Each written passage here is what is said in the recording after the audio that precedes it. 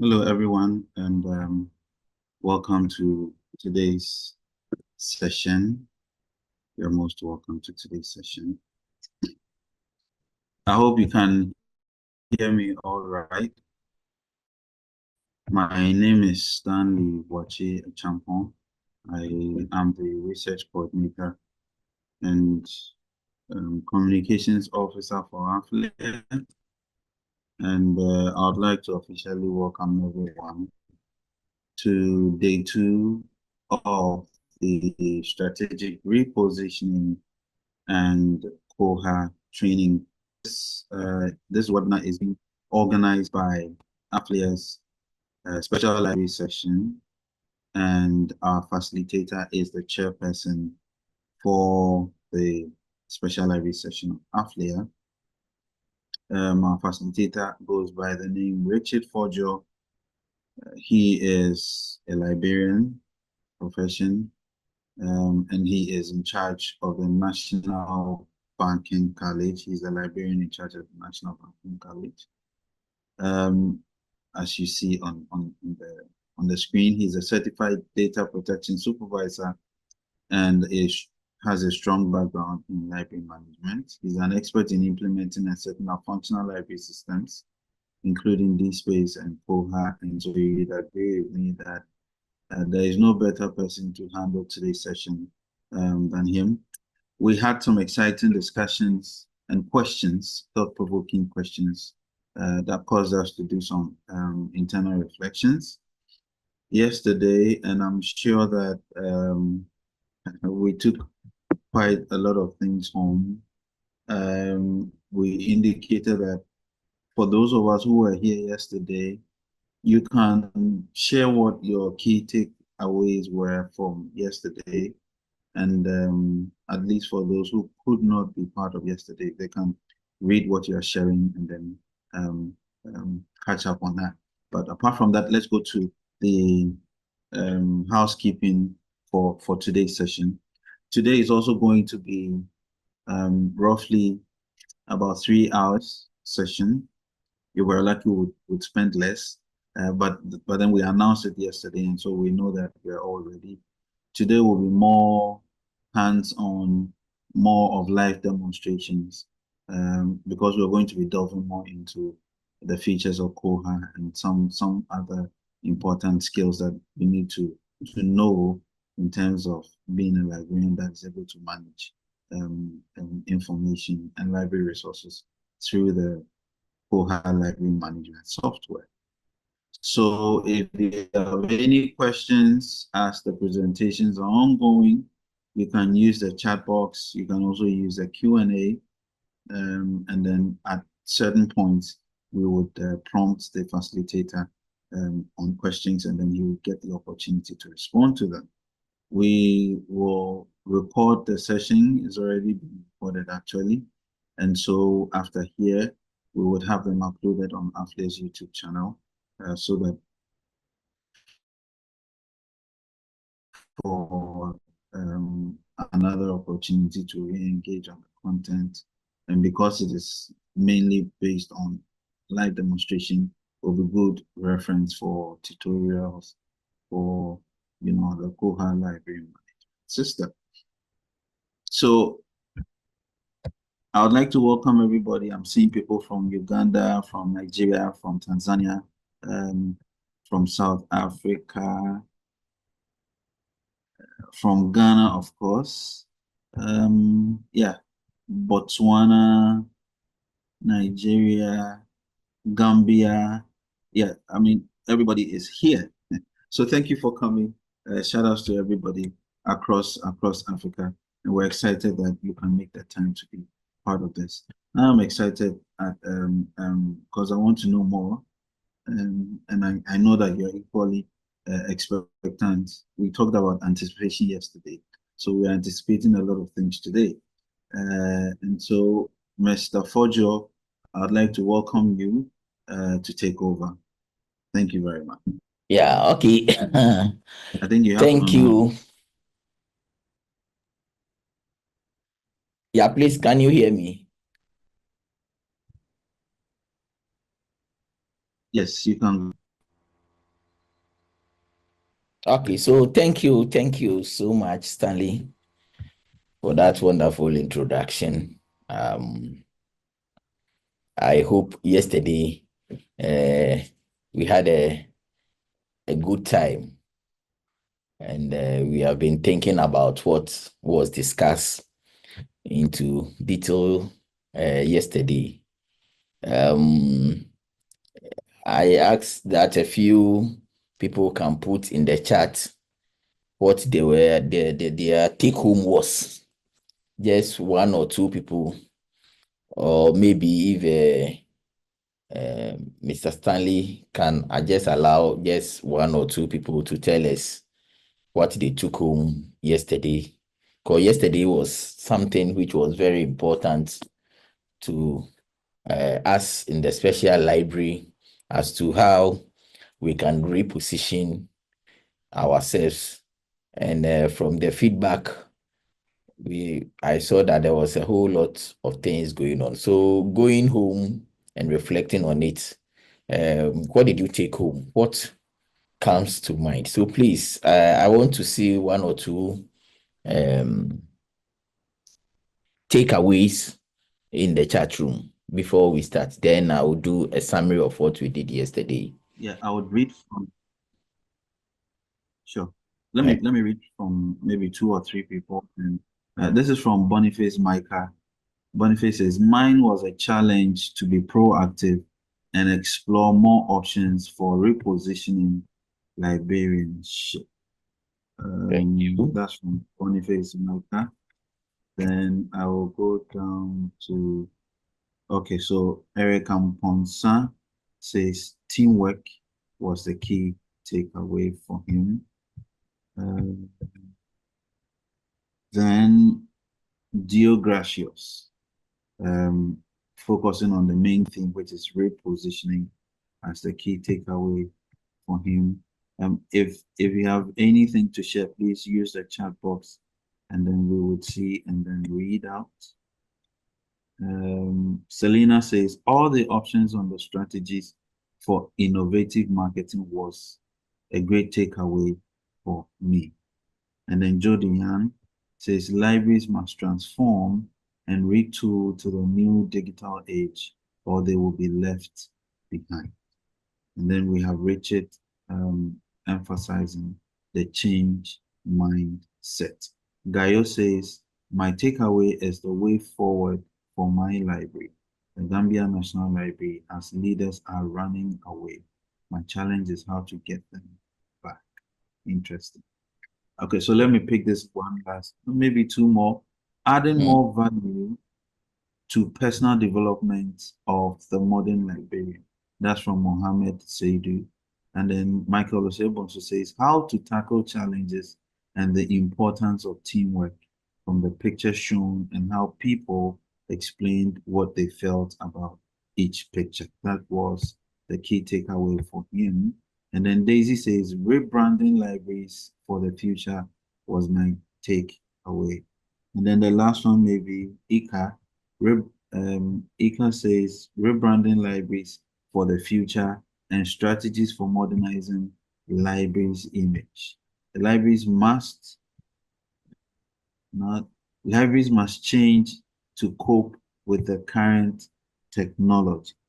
AI has come to stay, and it's not to take away our jobs as librarians, but to enhance our work. We should rather be assertive and reposition ourselves, else we will be left behind. Yes.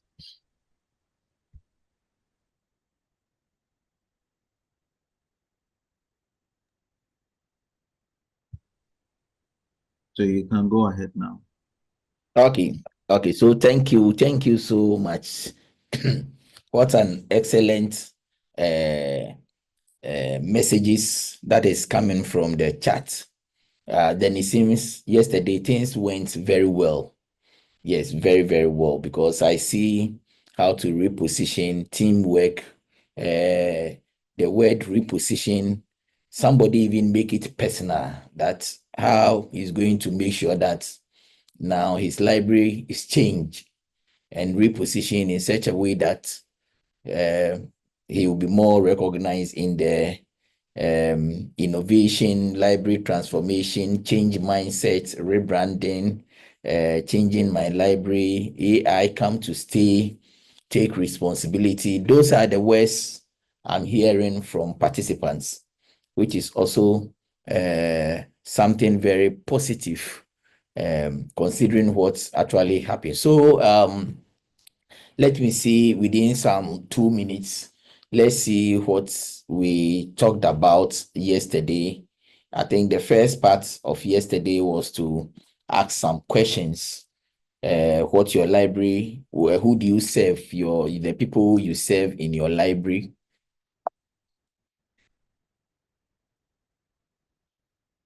Those you are responsible for.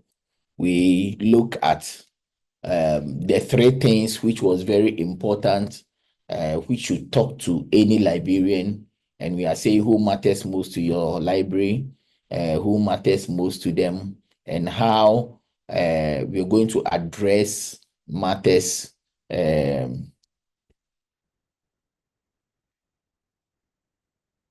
We are going to address matters, just a minute.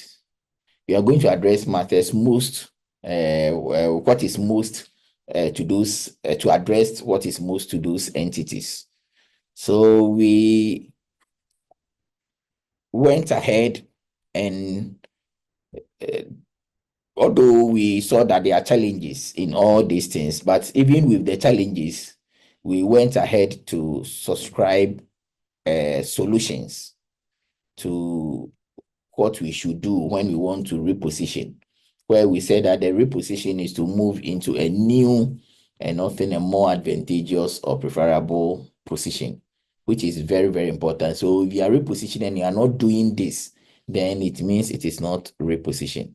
Then we relate ourselves to the story Who Moved the Mine Cheese, and it talked to us, telling us we don't have to stay. We have the handwriting on the wall. Change happens. We have to anticipate change, monitor change, adapt to change quickly, change and enjoy change, and be ready to change quickly and enjoy it again. Libraries, we have been talking, complaining, and all that, but now we see that we have been sleeping a lot. So we are not anticipating the change. We are not monitoring change, but the change have overpasses. So we have to, if we want to be part of the game, then it means we have to change quickly and enjoy. So we were looking at the cheese, where the cheese is moving to, where our library profession is moving to. Why is it that everything is about us when it comes to cutting budget and leaving us in a small space? So we prescribe a whole lot of things, take responsibility, as some people say, said in the chat, anticipate the next move, redefine your perspective as a librarian to be relevant, be flexible, responsive. One important thing is data-driven decision making, which was very, very important. Then skills, add value, upskill, reskill, which we understood was very, very, very important to us. And we said, make learning personal. Because in all this, we don't have anything. We don't have money. We don't have anything. What will help us is learning. And so lucky for us in the field, we have the internet and we have everything in here. Free courses, Coursera, link, all those sites gives free courses where even YouTube is the master of all knowledge, and you can get a lot of information from there. So we don't have to sit down.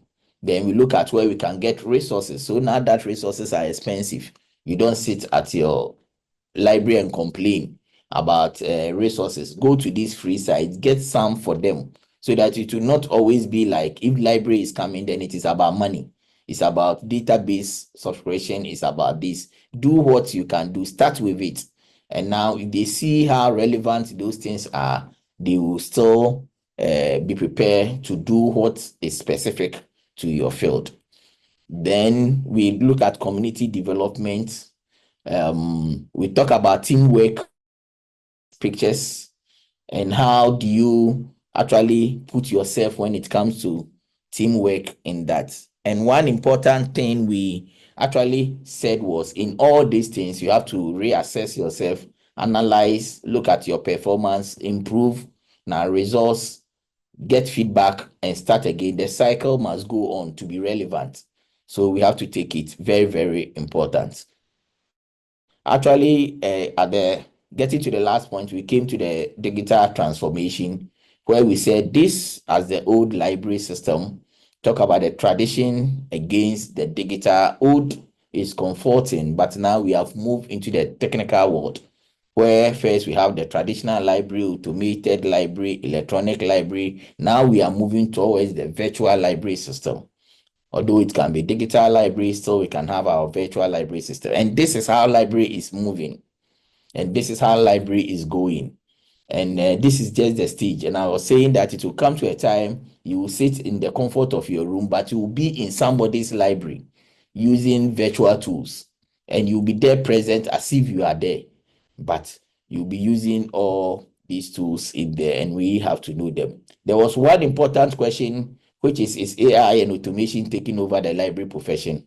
I think we came to conclusion that no, it is just enhancing them, and we can learn more and use more of these things in whatever we do.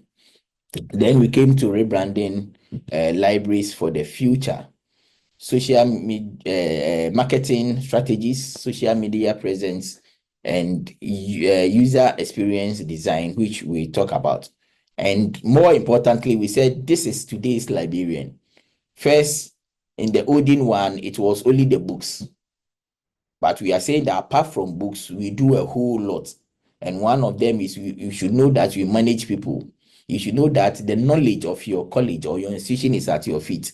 So if you don't manage well and give it to the people, people will go away, because we have the internet, we have a whole lot of, and the internet is just like, I don't know what to say. Moving into the world is like bringing a new child into the world. The child is empty. There is nothing in there. The person can go in and there's a whole lot in this era of deep fakes and a whole lot of things. So if the person is going there and it's not guided, then there is a problem. So if you are in the institution and you can't guide the professionals, you can't guide the researchers, you can't guide faculty, they will by all means move away. So you have to upskill, learn, and be able to be relevant in that institution. So we are part of the decision making. Don't sit at your corner. You are part of the puzzle in the institution. We said that yesterday. Then we look at some library trends now in the world. Most of the trends, libraries, even the physical space have changed, not the olden ones we see. And we brought some from outside, and these ones were some also in here in Ghana, where we try to actually portray them, tell you that library is changing, and a lot of comments like we can reshape our library every year, change the style, make it attractive for people to come in there. So yes, that is where we ended yesterday. So for a summary, this is what I will say for what we were able to discuss yesterday. And I was very, very happy. And I think library, we need more of these soft skills. There was a time I was even talking about emotional intelligence in library. We do all these things. We facilitate some of this. Sometimes we need some of this training to wake us up. So it will always not be the hardcore cataloging, do this and do that, but you need them for us to wake up and do the work and be more efficient in whatever we are doing. So today we are trying to look at library management system, and we are going straight into Koha. I think we all know that now we are moving more into automation. As even yesterday, we talked about automation, and there's a lot of softwares around, a lot of softwares that we were using previously. Some of them we pay a whole lot of money to be able to install those software. But thank God we have also a software that also comes in handy, which a lot of the world is actually moving into. And I think most of us even use it. So we're going to talk more about it. I know there are experts also in this area. So what will make this training more beautiful is that if there is any knowledge, it's not always about questions. If there's any knowledge you share as we go along in the comment section, you put it there. So we all discuss and make the training more interesting. Okay. So what you see is a framework, an integrated library system. This is what let's say our functions, our operations moves around this framework. And based on this framework, then we will try and see how we can look for a software that can handle it. So manually, we do cataloging. We have our library where people come. Okay, let's say the OPAC, which is the online public access catalog when it comes to electronic. Then we have circulation, where we can also add interlibrary loan. So we are saying, as you see, this is our major features or major activities we do or we conduct in the library as librarians. And within this framework, we are looking for a software that can help us. So when we talk about acquisition, we are talking about availability of books, the magazines, the journals, and all that.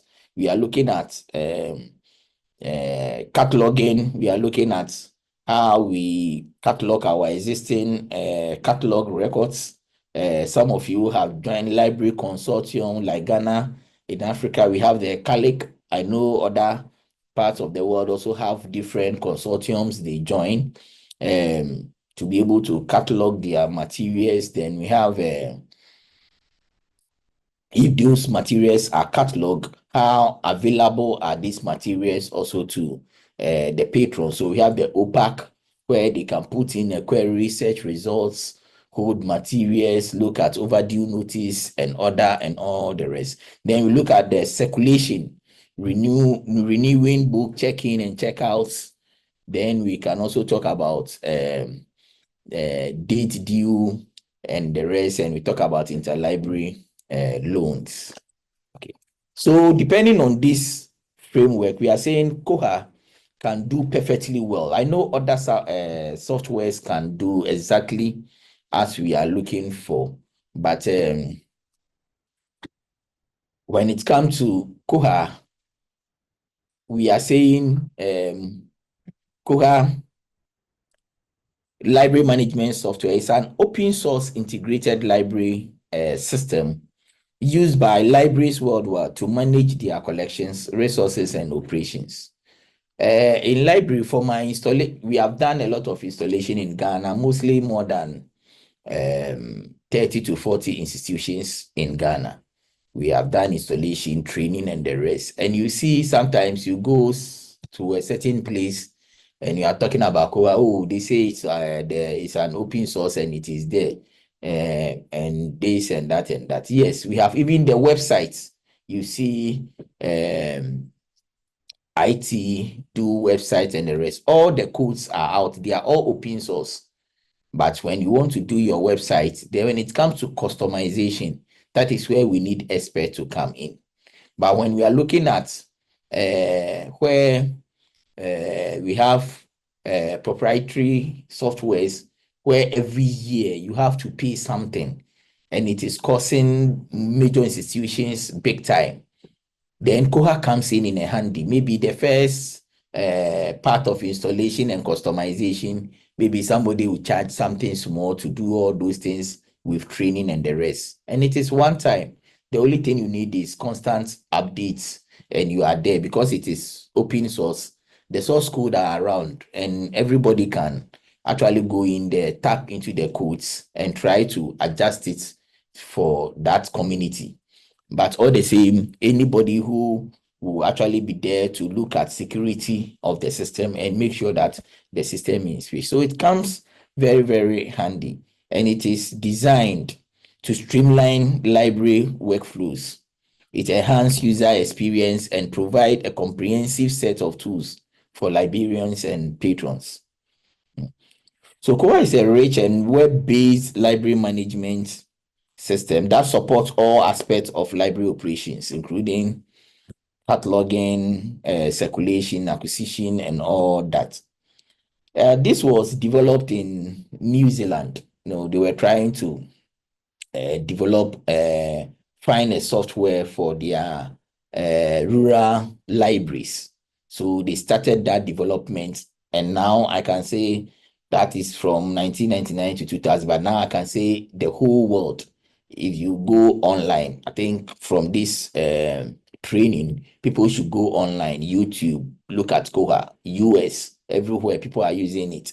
In Ghana here, we have big universities using Koha.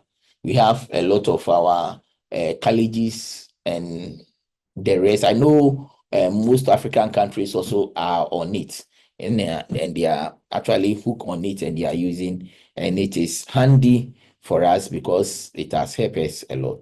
Koha in the New Zealand language, I think, means a gift.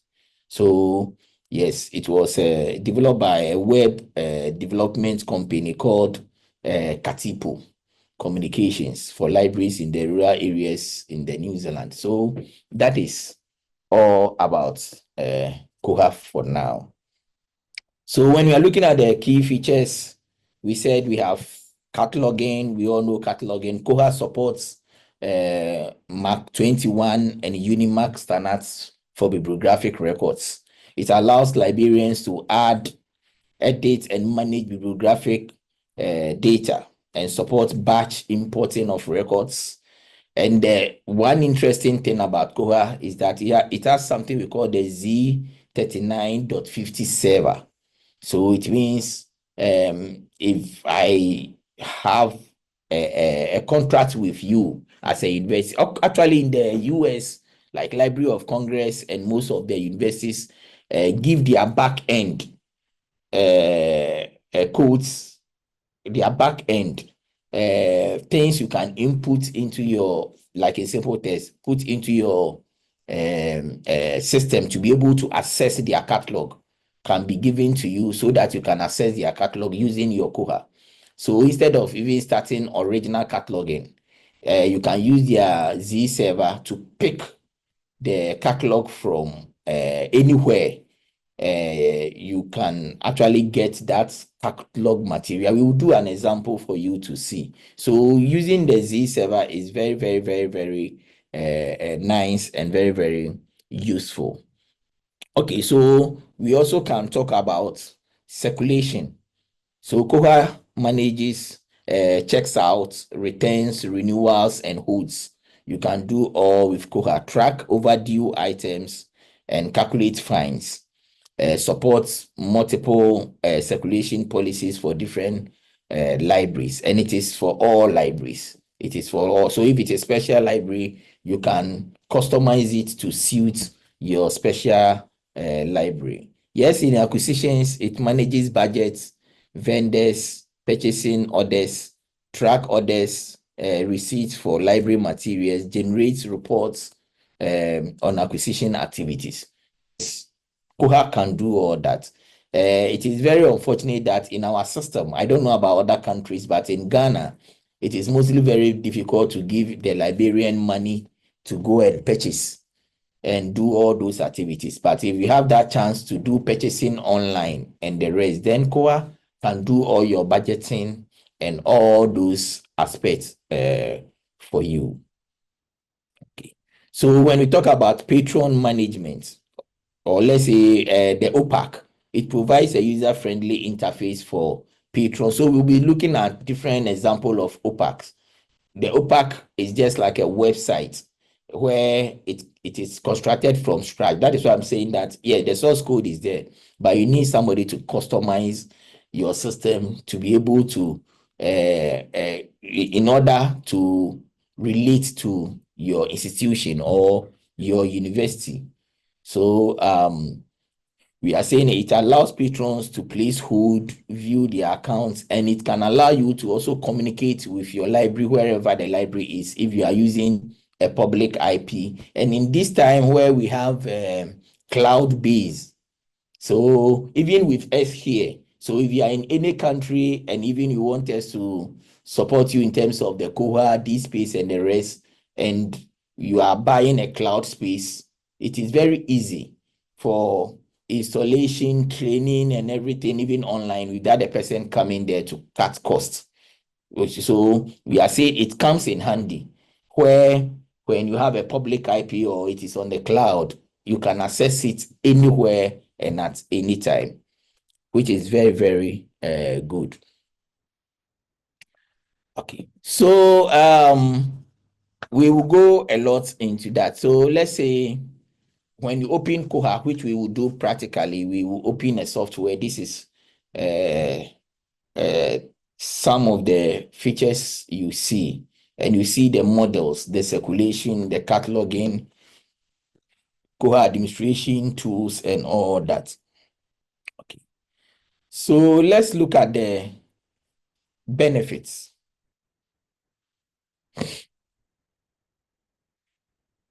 So cost effective, as I talked, there is no licensing paying every year. Fees for every year, you are paying huge sums of dollars for subscription. And that is why I'm very, very okay with the Koha system. And as I said, we have done a lot for most colleges and universities inside Ghana where they are using it and everything. We have big university, very, very big university in Ghana using Koha, and everything is going on fine. So customization, we are saying this can be tailored to meet the specific needs of the library or the institution, and it can be done. So it is very, very beneficial, which we will see some of them. Community supports, yes. So we have access to global community for assistance and collaboration, which is very, very good. Scalability, scalable, yes. Suitable for small, medium, and large. A big university like in here, University of Ghana, although University of Ghana is not using it, University of Cape Coast is using Koha, and it's a very big university. Then we have, so if it is big, it can accommodate because of the database, which is an SQL, which is a very big database. Then this one more technical, but it's not so much technical. So we are saying that those with so we are looking at operation systems. Koha comes in Linux. We are saying Koha is based on a client server architect. Those IT people will know when we say that means we can put it on a certain platform. The software will be there, but we can access it on all other platforms. So let's say, although the operating system is Linux, if you install it, you can even access it on your mobile phone. You can access it on your PC. You can access it on your Windows platform and any other platform. So that is that. So the web server is Apache. Those are little technical terms with the IT people mostly understand. And the database is MySQL or MariaDB. So this is a very big database. So mostly what we install in a small college is the same installation being done in a big university. And the big university is even containing all. So the small university will not have any problems. And the programming language is Perl. Okay, so this is how the architect looks like. So we have let's say the super librarian, we have the Koha database, and we have the OPAC, where people will have to sit and access the software. So the super librarian or the librarian, where we have the intranet in the picture, is showing the library, those putting in whatever they want to put in the systems. And it passed through these tables and people can access it. And it's a catalog. So let's say, and it is very, very easy. We have all been shopping online. Let's say you have gone to Amazon and Amazon catalog whatever you want to buy. You go there, you see the catalog, you see the things, you see the bibliographic information about the item you want to buy. Then you can order whatever you want and they can bring the item to you. And it's the same thing in the library system, because you can communicate online with your clients, and wherever they can place a hold on a material and they can come in for the material.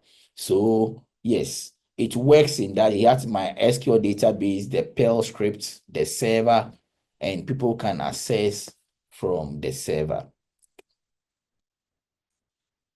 So when we bring it to the library setup, this is what you see. So you see the file server database, then you see the OPAC, where you have the online public access catalog, where people can access the catalog. And in the big libraries, we have the reference, the cataloging, the circulation, the acquisition. All of them can feed into the database.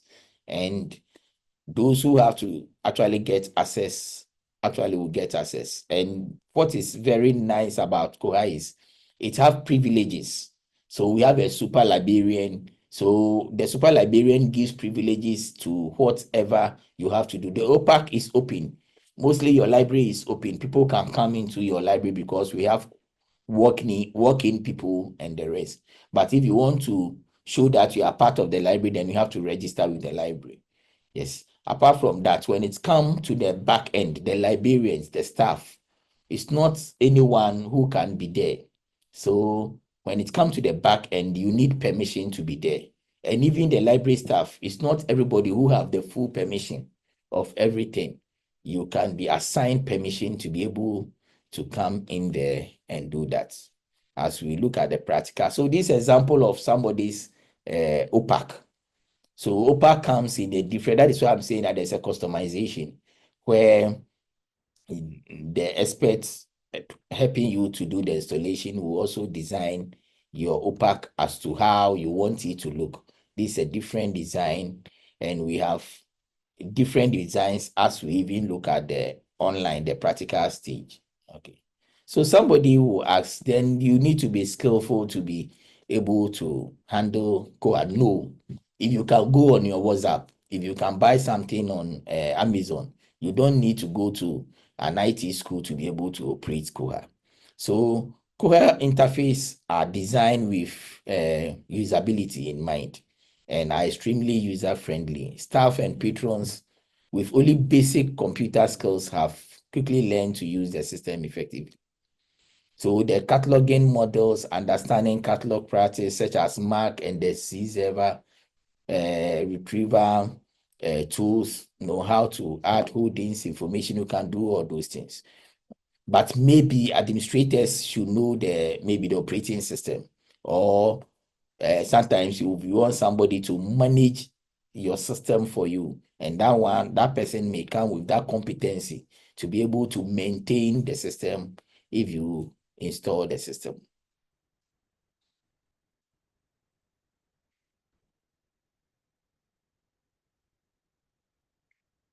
Okay, so now let's see how we do the practicals. We go onto the software. So we're going to end this presentation so that we can navigate into a web browser and see how we can actually go into the live presentation. So here, what I'll be leaving you with this presentation is by Wendell Ford. That if information is the currency of democracy, then remember that libraries are the banks, and we should actually always look at libraries like that. So thank you so much. So we are going to navigate into a web browser, and let's see how we can look at a practical session per library software. But apart from that, if there's any question, we can put across before I do the change, or as I do the change. Yeah. So far, there's only one question, and the question says that I have attended a number of trainings on Koha several times, but my problem is the installation. I would like to know whether we will address the installation in this session. So far that's the only Then the question. question.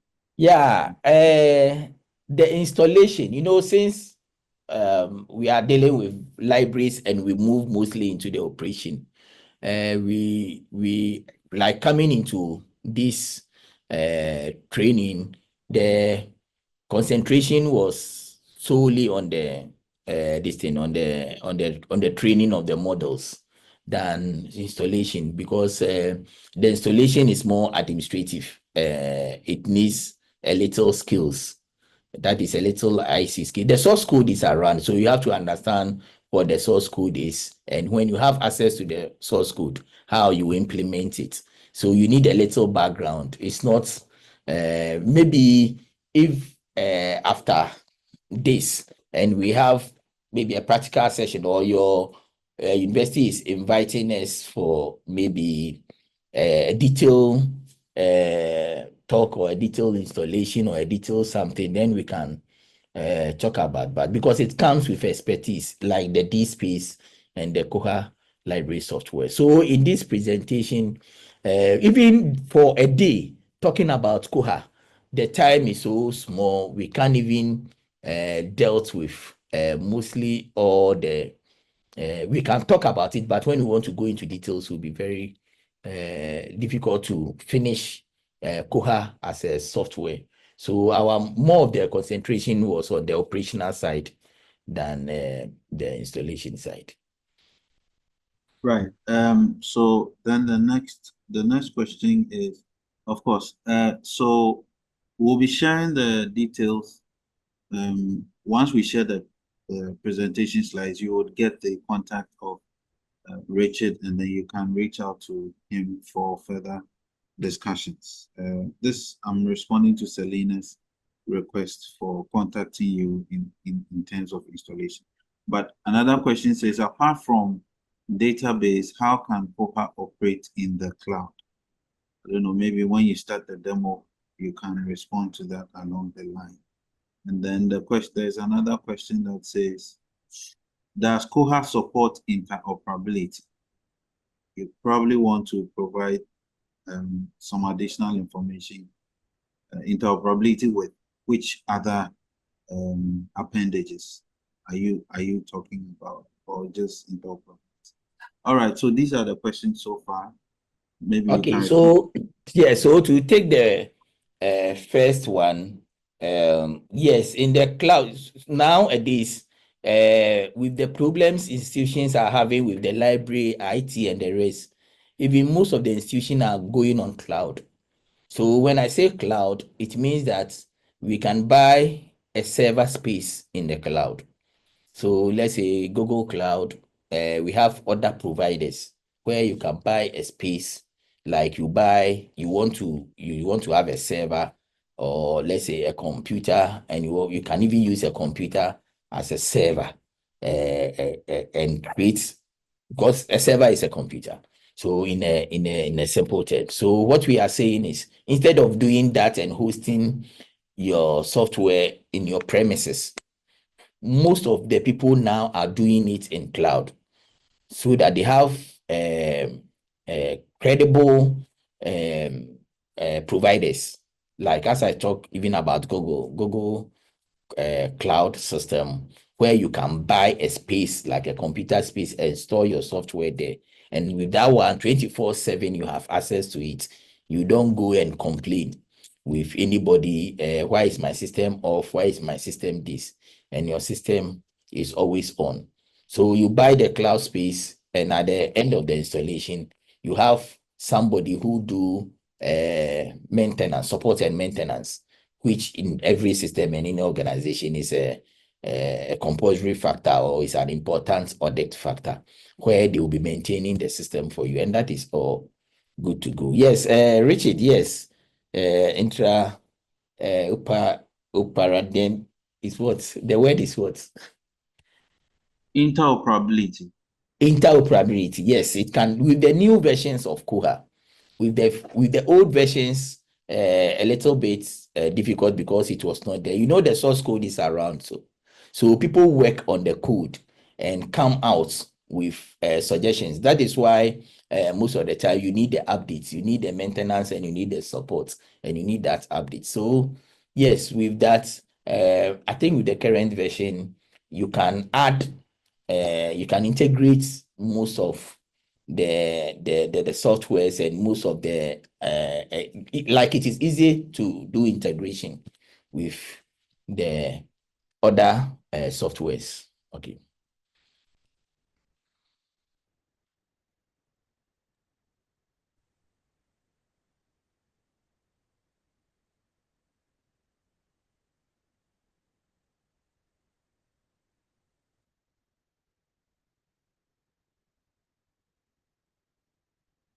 So please, I hope you can see my screen.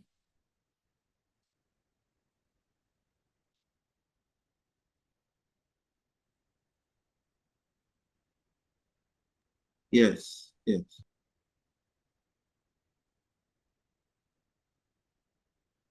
So as I said, when it comes to Koha system, we have two things we have to understand.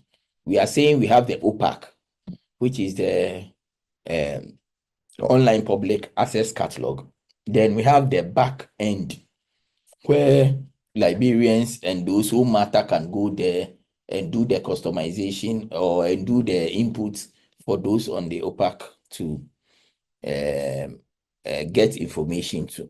So I'm using an example of mine, please. So when I click on my OPAC,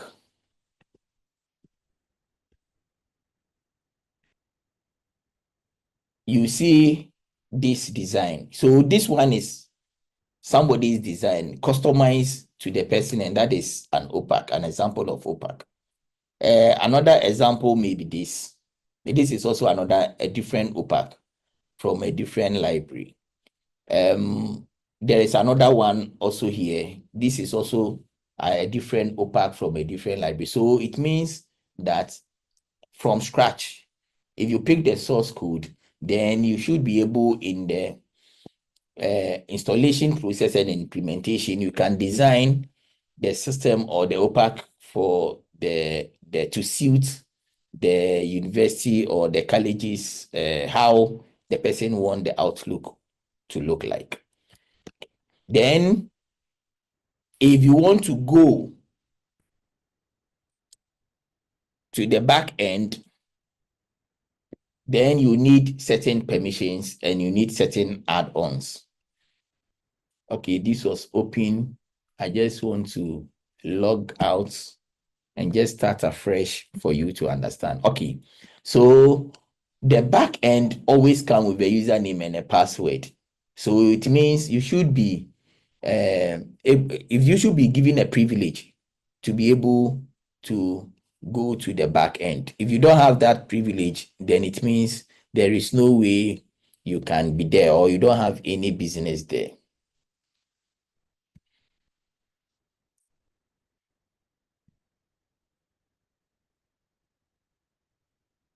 Okay.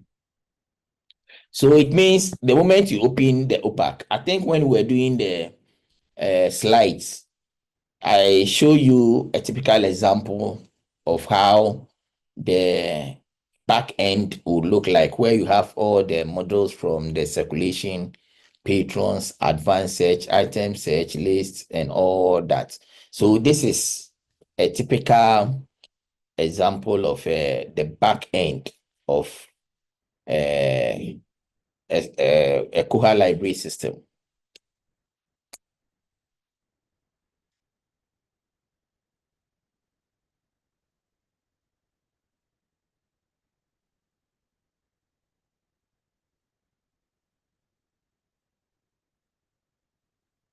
So, okay, so to be able to understand the software very well, as a librarian, when you come to the back end, if you want to know the version of the software you have installed, you see the version at the lower right corner of the software. When you enter the back end, you see So this one have Koha 24, which is a stable version, and it is a more current, although we have the more current ones, but this one is more stable. And if you click on it, gives you information about your software, the Koha software, the version you are using, the OS, the Perl. So this one will be more for those who are more technical, and it will not concern most of, unless we have a system librarian who will be interested in these things. So mostly this is where, even when there is support and maintenance, there are some issues. This is where you see the indicators, when you see the colors changing and the rest. We have the Perl models, we have the system information, the Koha team and all that will give you an information about Koha.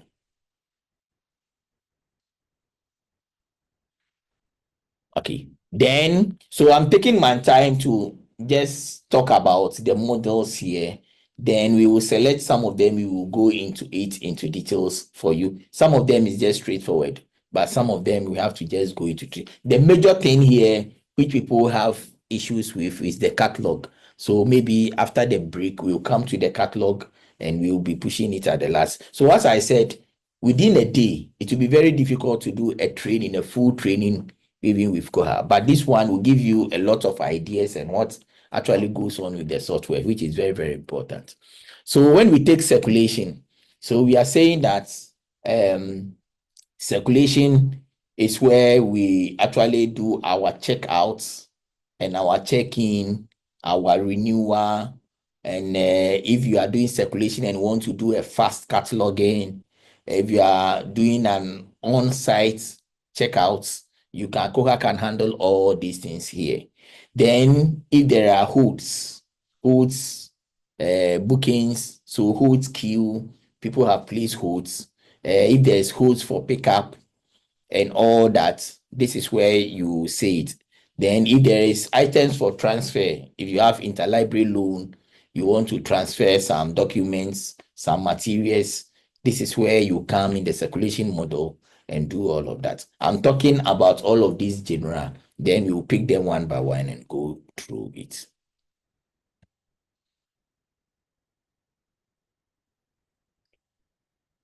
Then we have the patrons.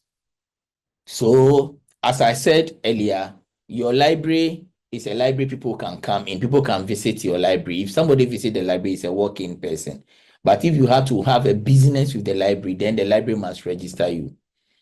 So this one also we will go to, we will come back to this place again. We can add patrons from this session, but we will come back to that side again. So we have search tools. We have the advanced search and we have the item search. Okay, so when it comes to the advanced search, if you have not forgotten your the Boolean and the Boolean logic, where we have your and, or, and the rest, you can use it to do your search. So likely you can use even the picture. We have Koha can be customized in a way. This one can be off, this one can be there. Koha can customize in such a way that instead of just using words, we can also use pictures, so that when I click on book and I try to search, it just gives me all the books in the system. If I put down computer files and I try to search, it gives me all the system. So this one is giving me about 155.32 documents in the system, which have been cataloged in the system.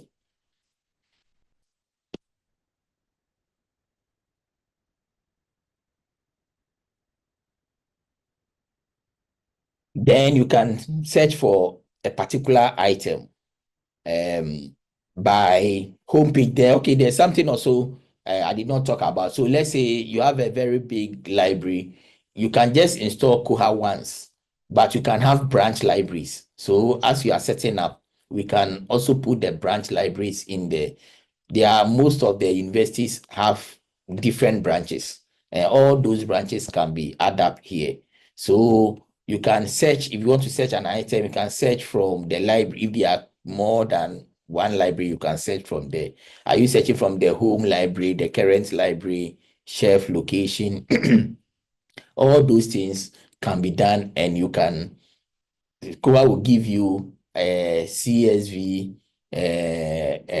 or a screen information about the item you have clicked to search, and that one always come in handy. So I did not put anything in the search as a default search, but it has given me the title, publication, publisher, collection, barcode, and remember, Koha uses barcode as a primary key. When we say primary key, that is a key identified by only one item. So even if you forget the name, the title of the material, and you remember the barcode, the moment you put the barcode into the system recognizes the material, and you can have access to that.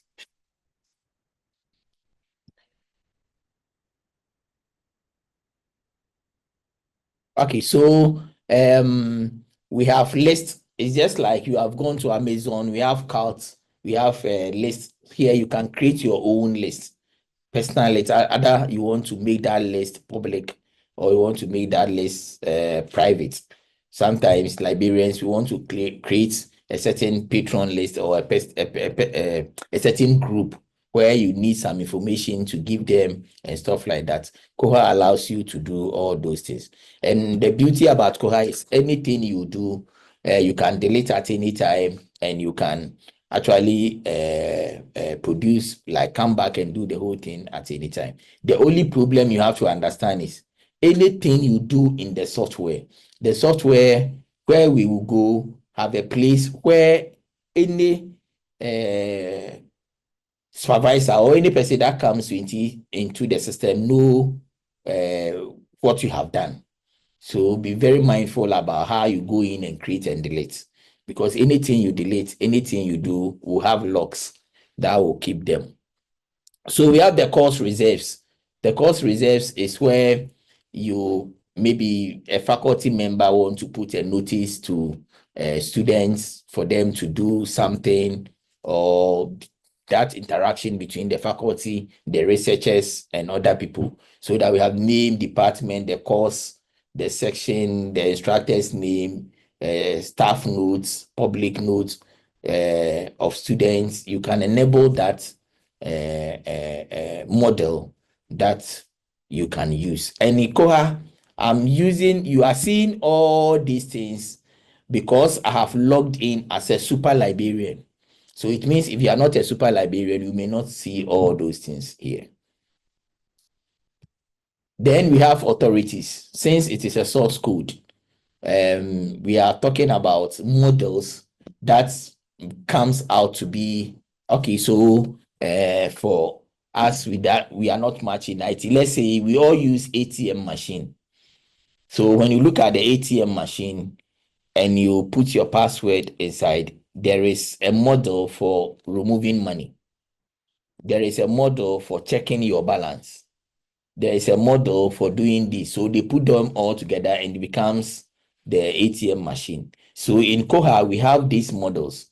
We have people, since people customize the source code, people have done these authorities like these models. And you can actually put some of these things into your library if you want. If you see that what a person have done is beneficial to your library, you can actually bring these authorities in there. So we call them authorities. I don't know whether how I'm simplifying it will be understandable. The source code is there. And when we talk about open access, this is something always I want to tell librarians. Sometimes you go to some places, they say, oh, open access, open access is free.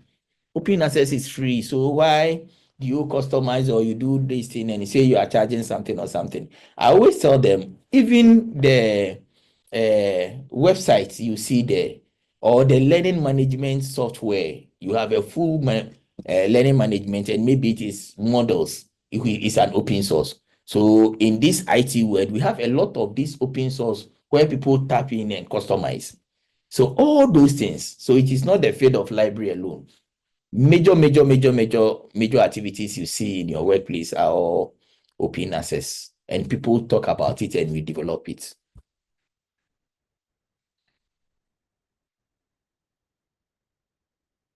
So we will come to the cataloging, and the cataloging again, I'm saying that we have the manual cataloging. That is where you see the new record here, manual cataloging here.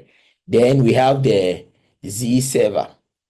That is where I'm saying you can copy. If your internet is good, you can copy from other libraries, and you still have to push them into your library. Catalog already, the only thing is you customize it to fit your library. We will come to the cataloging model and see if we can catalog one book. Okay. So the journals, the serials. So if you have a subscription, a new subscription, or the only problem with our part of the world is, as I said, I don't know about other countries. Maybe that one, it is different.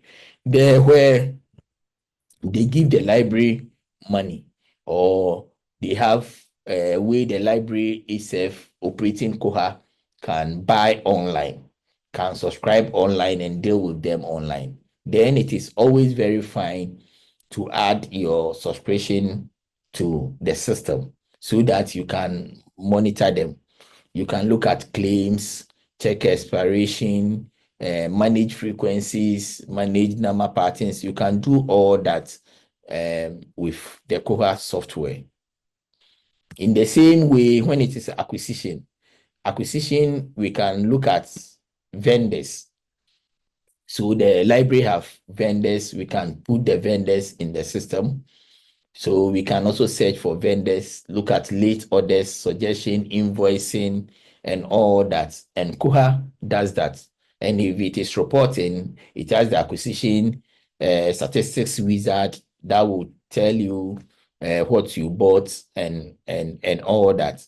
And you have budgets, funds, changing of currency and everything. That is also there, which we will go. We will just look at it.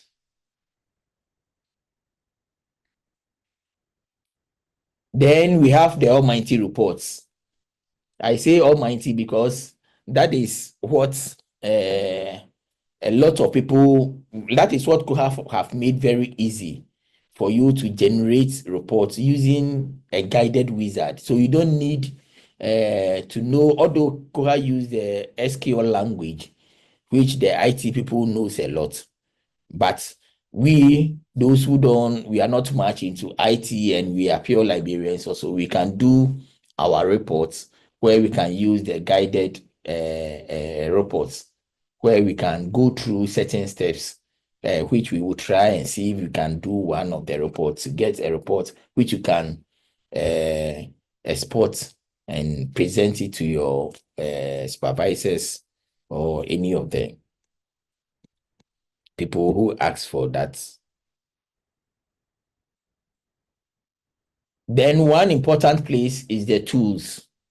In Koha, the tools allow you to make a patron list, manage a patron club, comments. So if somebody comments on the OPAC, let's say I'm here and the person is in Nigeria, and the person wrote something to the librarian, comment on a certain book, we will go to the OPAC and see how it works.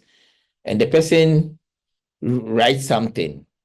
This is where the librarian can see it, although it will give the person a notification on the, it will give the person, the librarian, a notification here, below the authorities, that somebody have sent you a message. If you don't find it here, then this is the place you can find those comments. Either you want to accept the comment or you want to reply or something. You can import patrons here, create your own notice and slips, overdue notice, how you want it to be, patron card creator, easily. All this I'm saying is it's not something like it's having any technicalities. It is just a straightforward thing. So, for example, if you want to import Patron, you just click on it and it just gives you the direction that you can choose the file from here and import. So the file have to be in this order, the order in the right.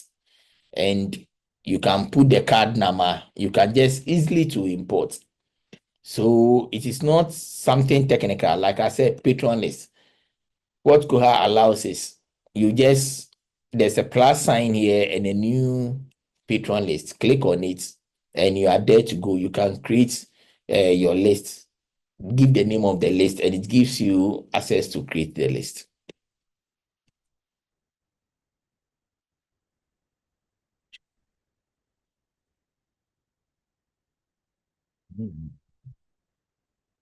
Okay.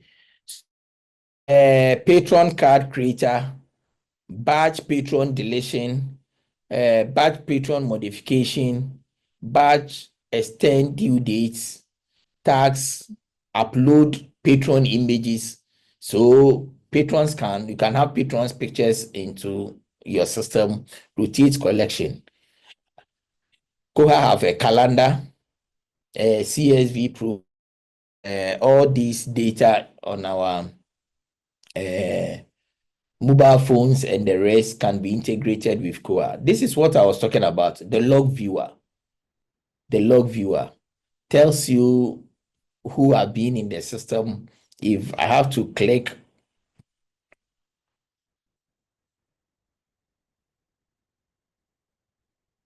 on any date and maybe today, and I query the system will give me who and who have been in the system.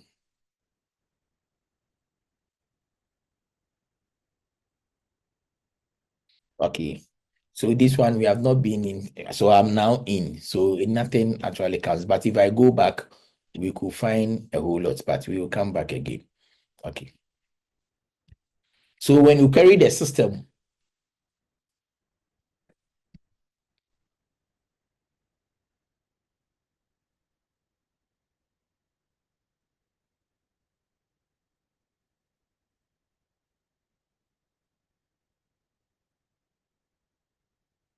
it will tell you who has been here and who is doing what on the system.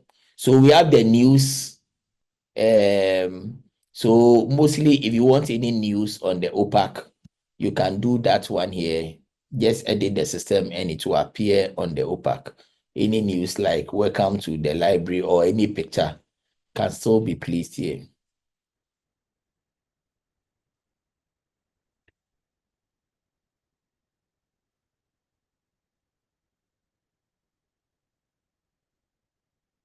Just a minute. Okay, so let's go ahead. So we are still in the tools. Koha also allows you to have a task scheduler. So you can schedule your tasks. It is just like what is on your mobile phone.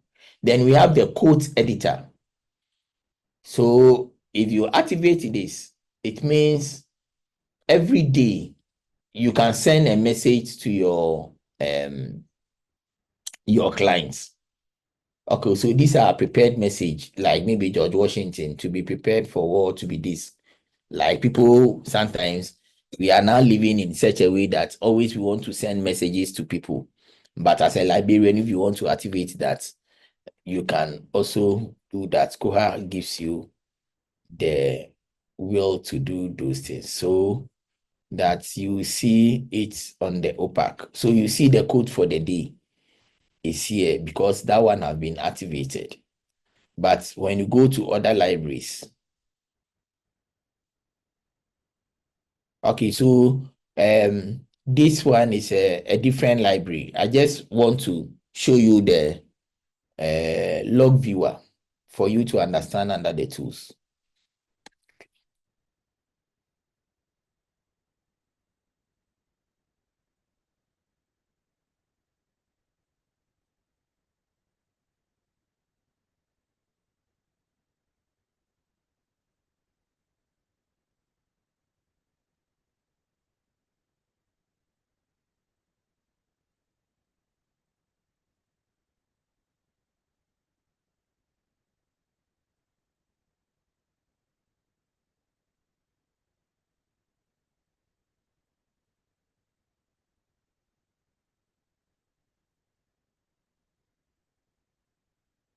Okay, so let's go on. I don't know why it's like that, but it gives you anybody who have been in the system. Maybe after the break, I will look at it and see why I'm not getting there. Okay, so that is that for the tools. Then let us look at the Koha administration. So Koha administration is where we do a major setup in. So we do a major setup. So this is where we are going to actually start our training, our detailed training from the ones we pick. Okay. So when you come to the software after installation, you have to set your libraries. And I was saying that if you have more than one library, then you have to come in and set it. You have to set your categories. You have to know the patrons, your patrons. So before you add somebody into the system, must belong to a certain group, like a faculty, a department, depending on how your library wants to actually position the individuals in the library. So where you can do that is the Koha administration. So we want to go just a little bit in detail here. So here is the library. So this is where we set libraries. If you click on this, it gives you the opportunity to add the libraries you have. Okay. To add a library, it is only one library. Like for instance, this one is one library. So we just have one library. But if it happen like I have other libraries, then I can go to this side, add new library, set the library code, name, then go through the process to give an addresses of it and set the other library. So that is where we set libraries.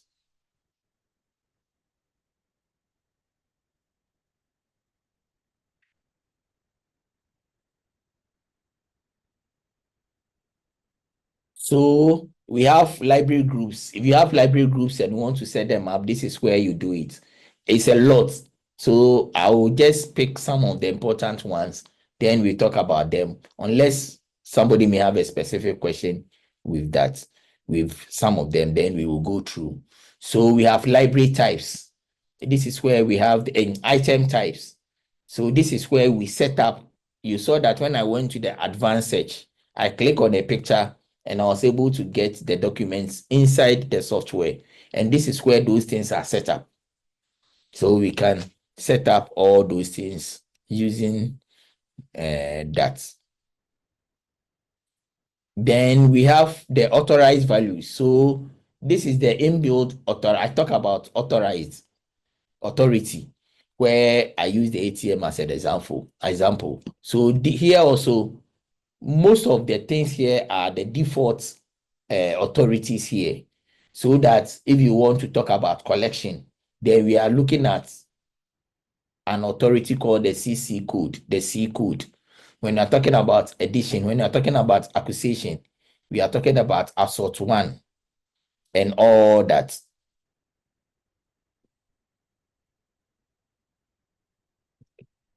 So yes, that is where you can do all that.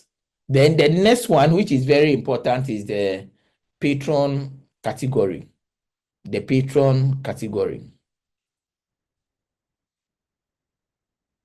And this is where I'm saying that we will be looking at your patrons. How are you going to position your patrons? So let's look at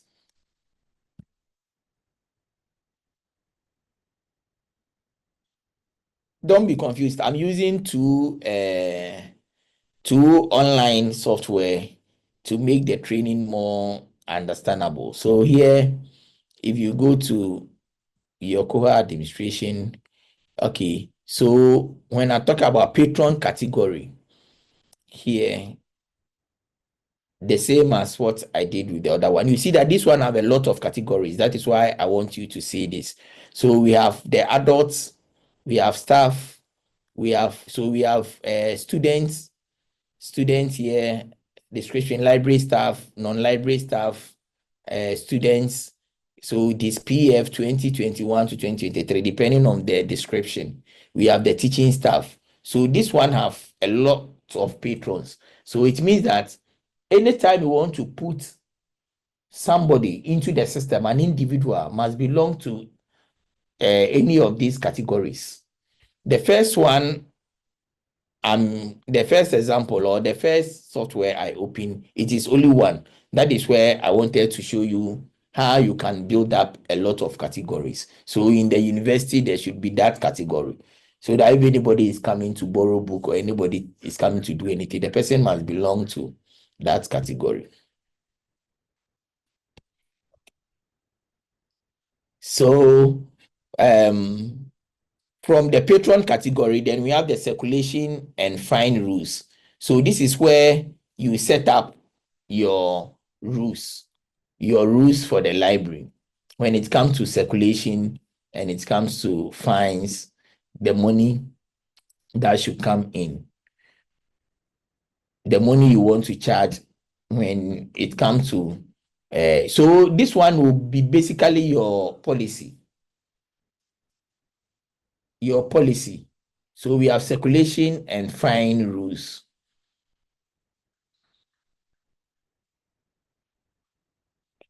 So you can set up your the patron category, checkouts, current checkouts allowed, current on-site checkouts, loan period. Here we have 14 days mode, units. All those things can be set up based on your policy, on your circulation policy. So renewals allowed, suspension charging interval, no automatic renewal before these dates. All those rules can be set here.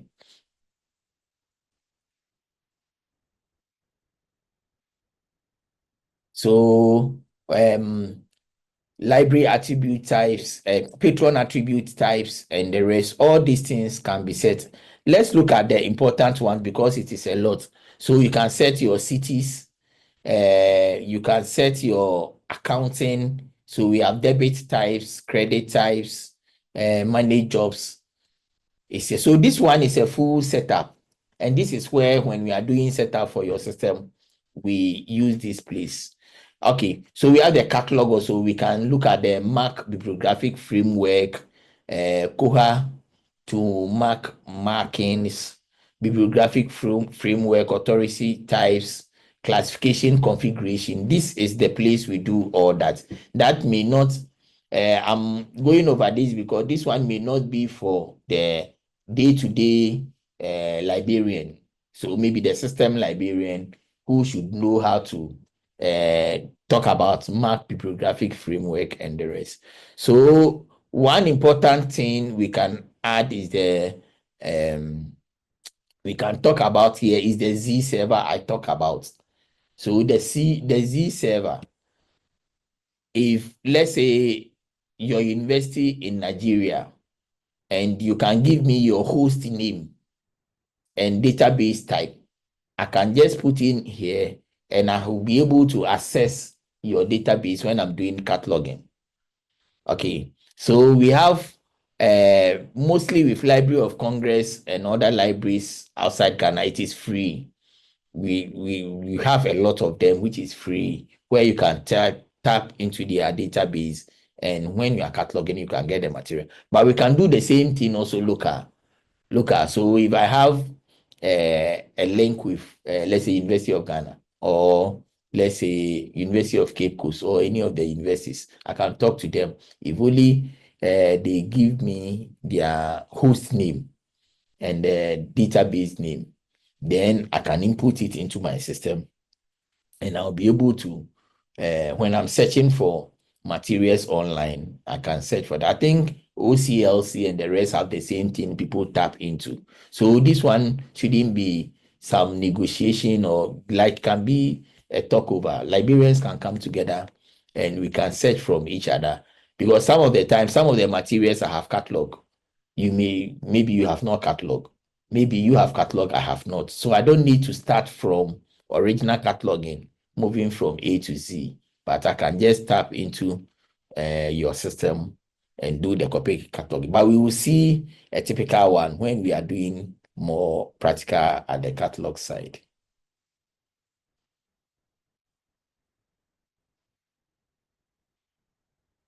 Okay, so there is one I have to mention here before we come. So we have the system preference.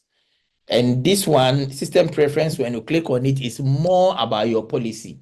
And I know every library should have their policy. So if you have your policy around acquisition, administration, the authorities, cataloging, circulation, OPAC, preservation, and all that, whatever your policy says, Koha give you let's say, gives you alternatives as to what you want to do. So you come here to set up your system based on your policy. Very, very important, because sometimes you go and install for people and they just, yes, you are install its library. Then they don't even know what is going on. From this workshop, if you don't have a policy, please try and get a policy. Very, very important, because that policy, even if you are not there as a librarian, will always help you. Have a policy about your acquisition, your cataloging, your circulation, so that it will be a format that even if you are migrating from one place to this other, we know that this is the way to go. This is the how we have to do it. And if you are not there, so people can do it. So it's very important. So based on your policy, then we have to fill some of these field as to what you want and what you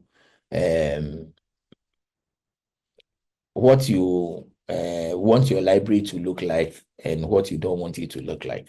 So fine. Okay. So that is about the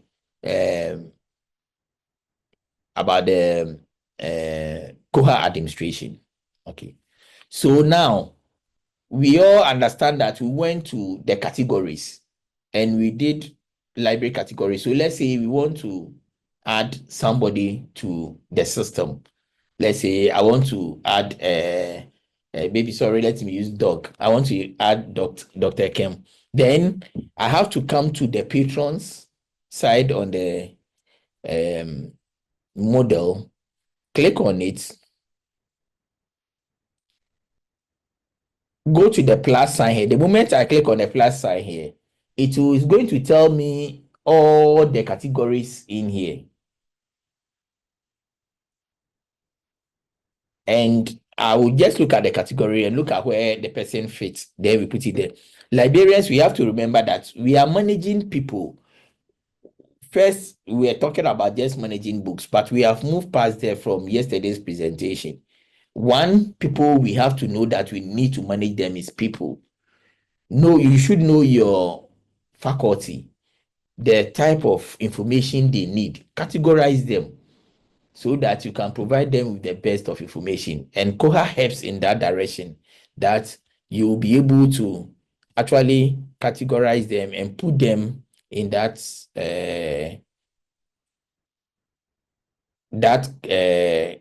category. So as I said, you move to patron, and the patron, you have the library staff. This is the first one I was using. When you click on it, it means I'm putting him and I'm putting her in the library staff. And it doesn't mean that all this information must be filled.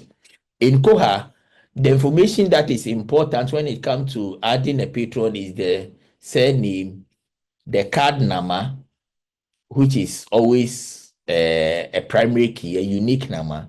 The library the person is coming from, or if it is, you have more libraries, and the category the person belongs to.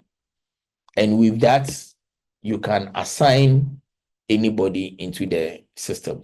So if you fill this form and you save it, you can let the person provide the username and password. The username and password here, as you provide for any patron, will not allow the patron to come to the back end, but it will only allow the patron to enter the username and password on the OPAC. So that the moment the person gets to the OPAC and sign in the OPAC, the system recognizes the person as a patron.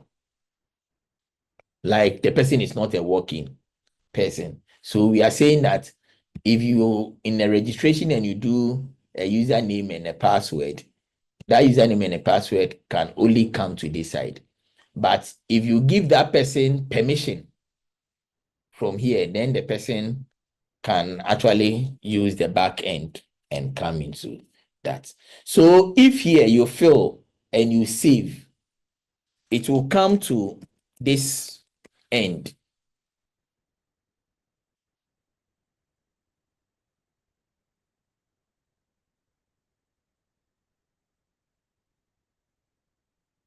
I'm trying to show you some like a patron in the system already.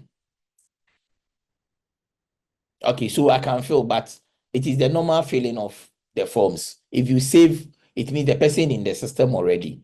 But I just want to see, give you a patron where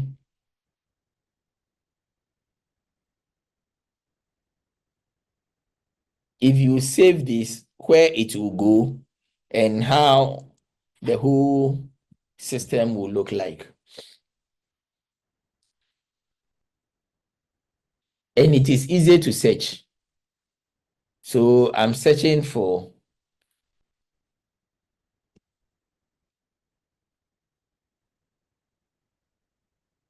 okay. So if I fill the form, this is where the end results will come after saving.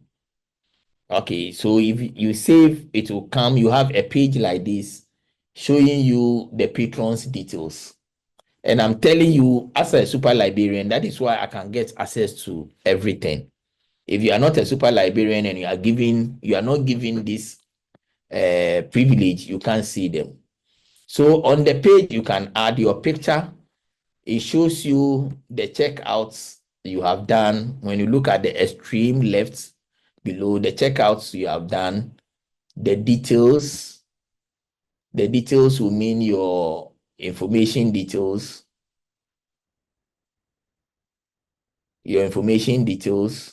and you can edit at any time. You can edit and go into the system and do some changes. So I'm looking at the left below. You see if there's accounting, if there's any money you have to pay will be there. If there's a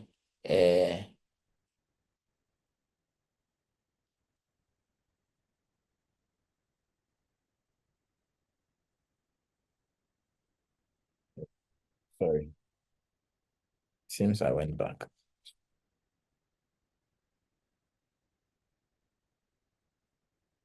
Okay, let me use the other one. Okay.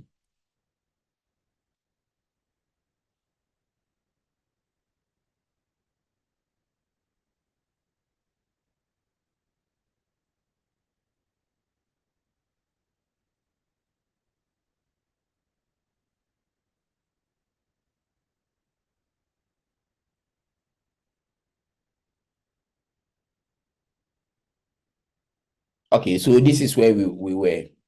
Okay, so your holds will be there, your hold history, modification log, notices, purchase suggestion. That means you can still even make a purchase suggestion here and it will still reach the librarian. And you can do purchase suggestion also during when you are using the OPAC. Okay, so we have the edit. It means when you click on edit, you are going to edit all the patron information we did. We can add a guarantee. Very, very important in Koha. Let's say somebody comes into the library, is working in the library, but it's not a library staff. Or you want the person to do something, but the person have to work under you. Then you can add the person as a guarantor. Some of the libraries will even use service personnel, will not give them full access, but it will be under your supervision. Password, you can duplicate this message, you can print, you can search for hood, add a message. And this is very important. So you see that I'm in the system as a super librarian and I'm entering a patron in the system. So those things the librarians can do is what I'm talking about. So you can renew a patron. You can set permissions. So this is where we set permissions for the patron. So these are the various permissions in the system. So I'm able to go through all these things because I'm there as a super librarian, so that all these functions I can do it. But I don't think everybody in the library should have equal access of anything. So that if the person is in there to do cataloging, then it means you are having to give them the access. You are giving them access to allow them enter the system. Then you can add the cataloging model to it. So the cataloging model also comes with a lot. You want to add the patron fund to it, you can do that. You want to add acquisition to it, you can do that. And you can restrict the person to only this. And that is very, very, very, very nice when it comes to the software. So it's not everybody that may have the full access to do, or that the super librarian will decide who and who should get the access.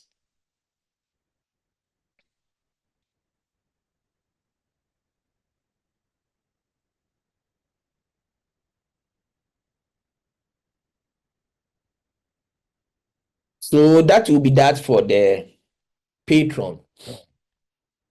So we will do an example of the circulation, then do something on reports, and our last point will be cataloging, since we may not be able to do all.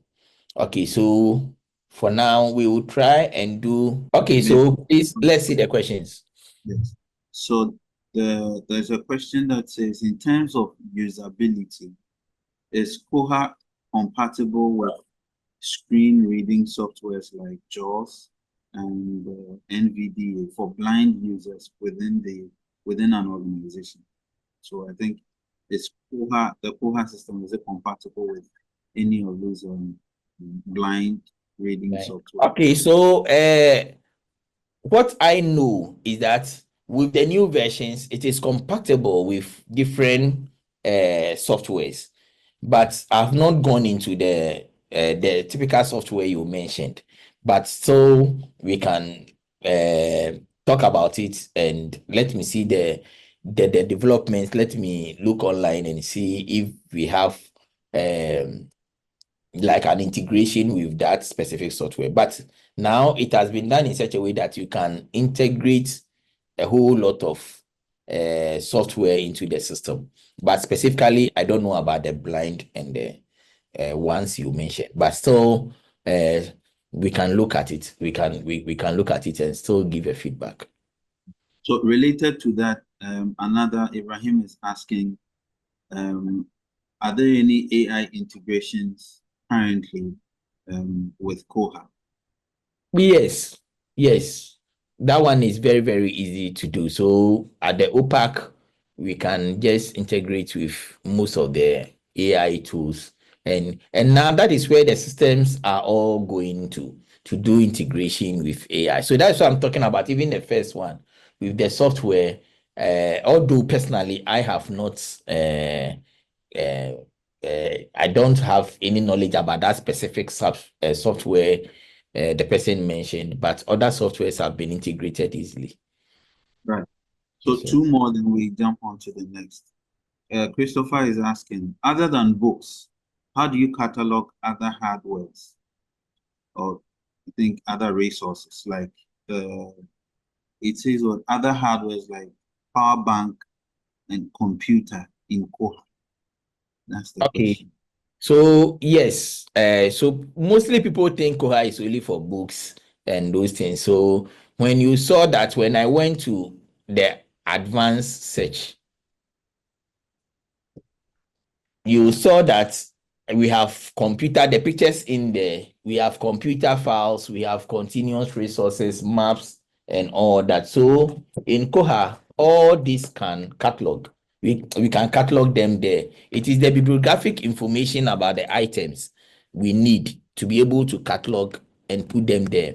And you know the MAC records, the numbers that will go for each resources. Like when we talk about 200, we are talking about this as librarians, we know all those things.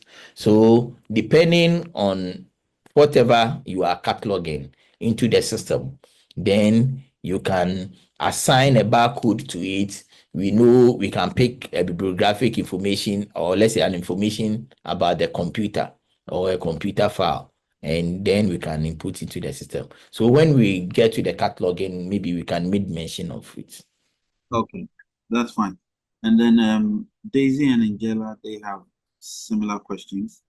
No, rather Henry and Angela. So they are interested in generating reports in Koha.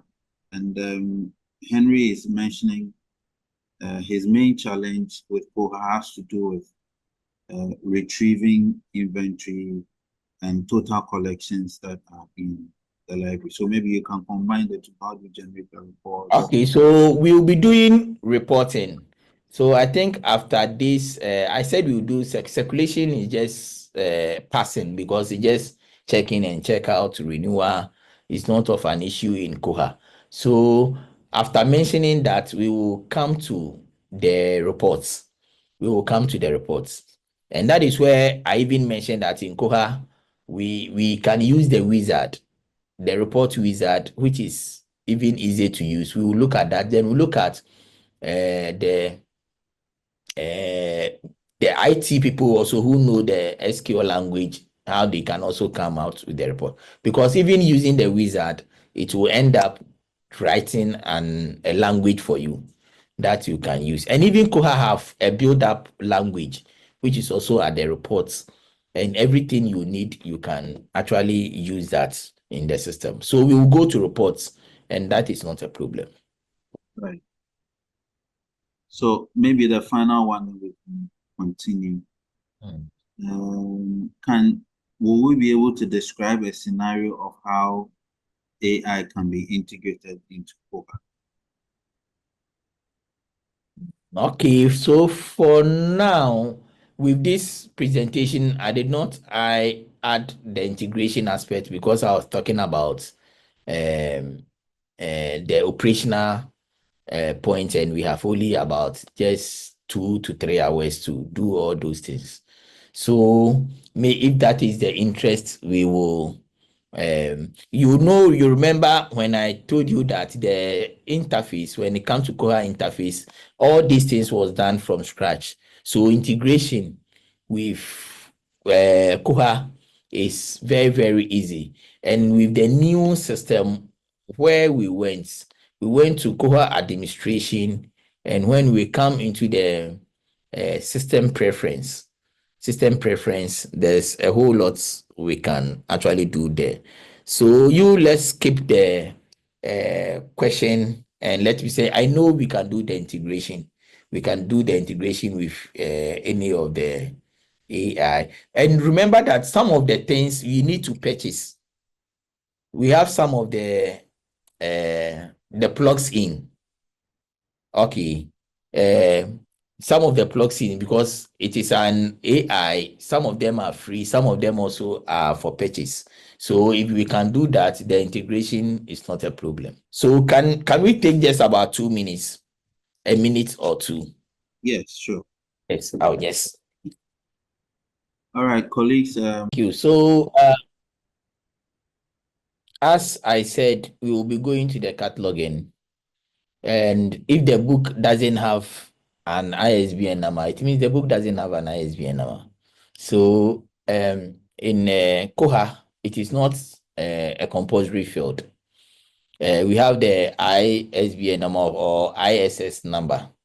But if the book doesn't have, I don't think it is even an easy way to even catalog.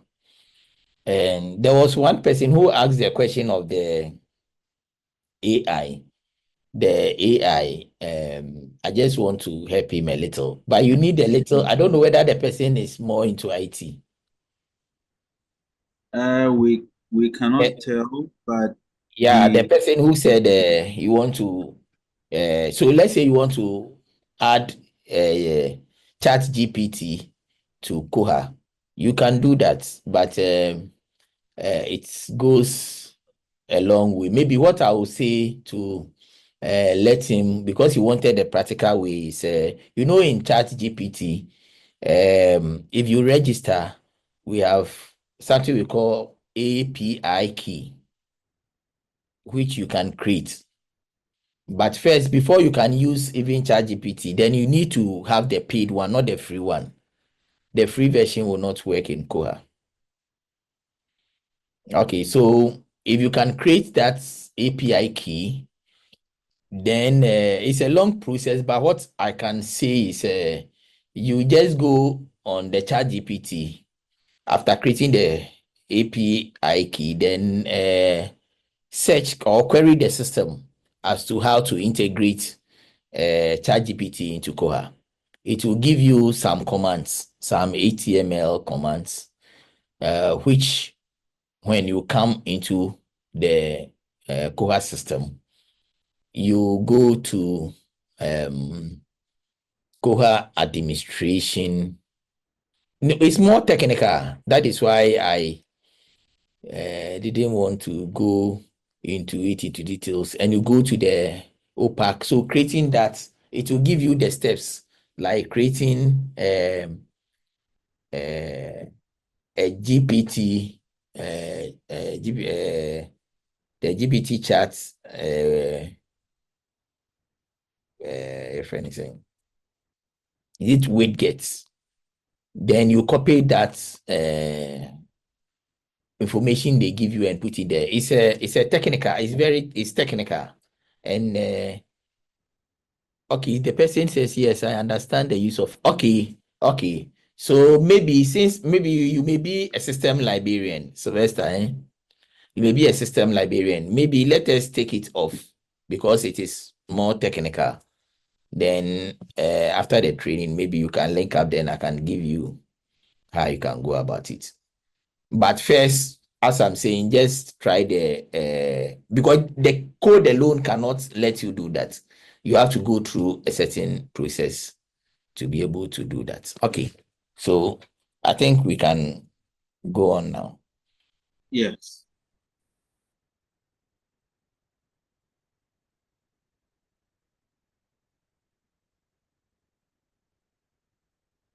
Okay, so first, before you do circulation, it means that you have something in the system. Before you can do circulation, that means you have cataloged some information in the system. So to do checkouts and check-in using the using Koha is very, very easy. Okay. So when you look here, that is where the checkout is, the box here, and we have checkouts. If you want to search anything, you put it in here. We have checkouts here. We have check-in, renewal, search patrons, and search catalog. So any of the searches you can do. But the default here is the checkout. And in library, when we are checking out, we check out to the person. So before you check out any material to somebody, then the person must be in your system and you should know the name of the person. So if it is check out to me, you search for the person in the system. So you have my name here. You click on it. Okay. So now here, I told you that Koha uses barcodes for your system. So when I talk about barcodes, there's difference between the barcodes and the ISBN number. But we are saying every thing you put in the system. Just a minute. Let me pick a book with the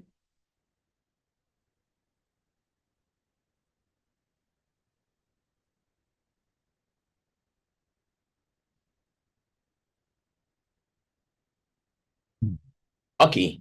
So you see that when you look at my picture, you see that there are two labels here. We have this one as the ISBN number, but we also have our barcodes, so that every material we put in the system, we assign a barcode to it, and Koha uses barcodes.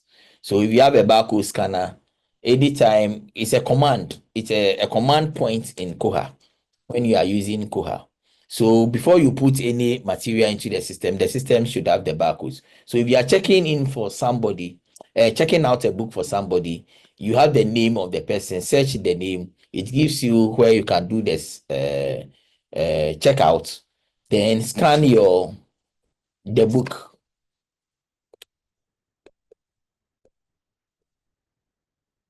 Scan the book, or let's say, if the I don't know what has happened to my scan, but let me put my barcode number into the book.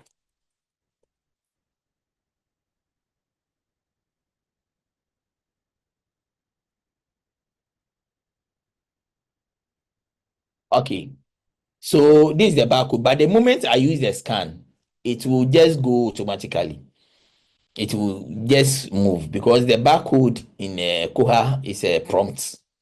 Okay, so before you do the checkout, you can decide to add a message to it. You can decide to add a message for the person you are doing the checkout to. Koha allows that. So the moment I do checkout, it means the system have recorded. The system have recorded that I've given this checkout to the person. This site is a dummy site, so some of the things may not be going through. Okay, so if I'm giving the item to the person, it means, yeah, this one I've gone through. It has checked out by our policy. That means it will be due 23rd, 4th, 2025, where you'll be receiving it. And when you look at detailed, you see the detailed information about the time the person took the book, the title of the book, where the book is from, the time, the call number, copy, charge. If all these things is set, you see it there. So that is that for checkout. So it means the book, you have given the book to the person, the system have recorded it. Okay. Now, if you want to do check-in,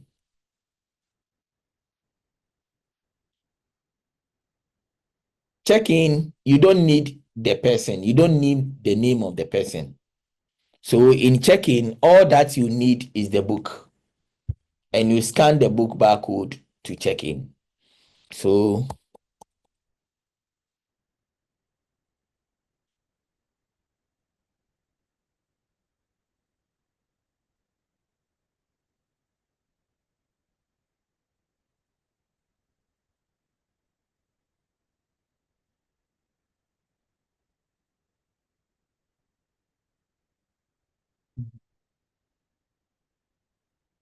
okay, so then it will be, but it will depend on your rules. You know, some people in their library, their policy will tell them that if the person take the books, within these 2 weeks, the person must maybe return the book, but the person is not allowed to bring the book when the date is not due, or the system can tell the person can renew at any time. I don't know, say that the item has not been checked in due to a configuration issue in your system. You must ask an administrator to take a look about the page and correct the errors. Okay, so it means there's a step, but if there is no problem, it means the book will be checked into the system straight away. Okay, so that is that for check-in and check-out.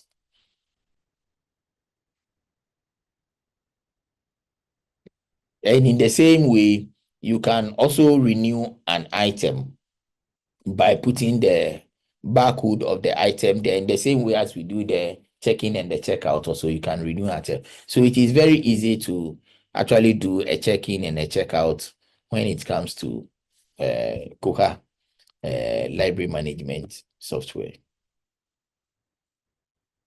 Okay, so now let's go to the reports. So with the reports, So all that always, what I normally say is, you can't just go into a system and you say you're going to do reports. If you are going to do reports, we have the database seated down. So what type of report are you doing? So you have to define the type of reports you want.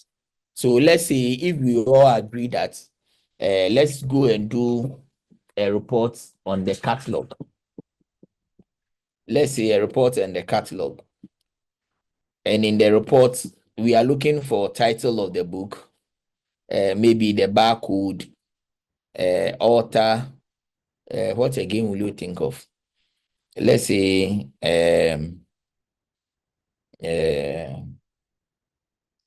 copy number, material specified.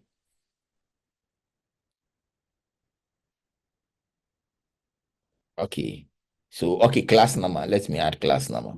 So you see that before I generate the report, I'm putting something down, what I want.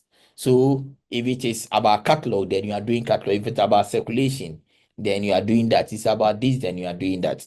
So these are the things I want in my report. So when you click on the report,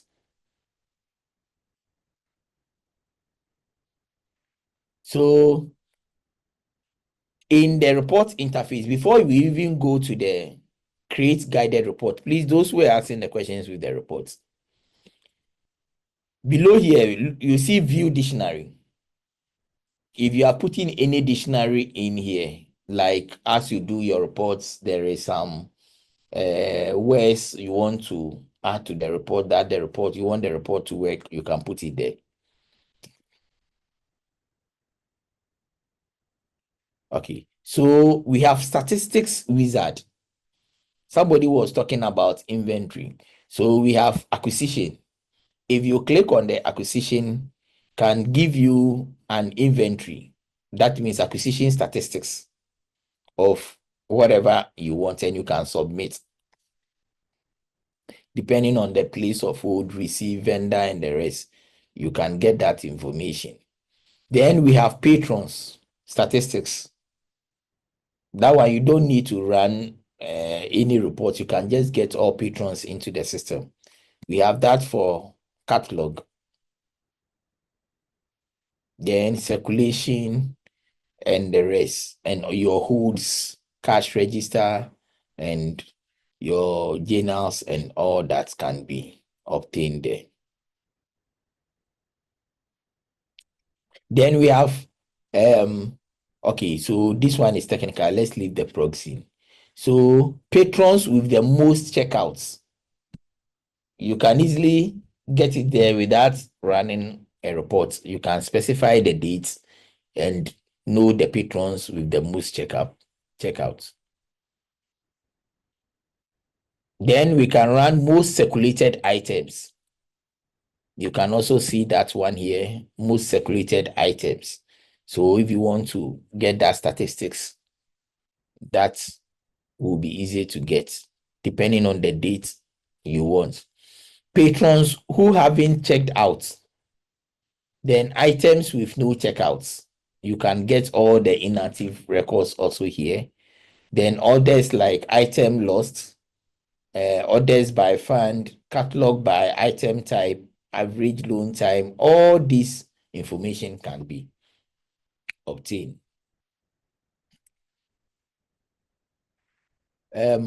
So now, if you want to search, the two ways you can do is to create guided reports. And that is why I'm saying we, those who don't know much about IT, can go and do our searches. And those who know more into SQL language, which is more IT prone, can just click straight here, look at the tables in the system, and generate their language. But we don't know, so we are using the wizard. So we click on the wizard. So build the report, and we have step 1 to 6. So here, the first thing is to choose the model. That is why I'm saying that if you are going to do report, please know what you want to do. So I want to do something on cataloging. So I click cataloging. Then I go to next. Do I want it in a table form? So the default is table. I want it to look, the report to look in a table form. So this is where I choose some of the items I need. So I put down title. Okay, maybe let me start one with the barcode since it is a unique. So I have a barcode here. I click on it, then I add. The next one is title. I look through. We are there. Here is items. Here is Biblio items. And here is the Biblio. So I have title here. I add. The next one I put down was author. So I have the author. Then what again did I put down?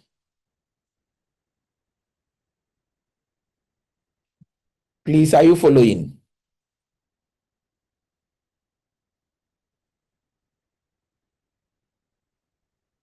So I say I put down copy number. So where can I find the copy number?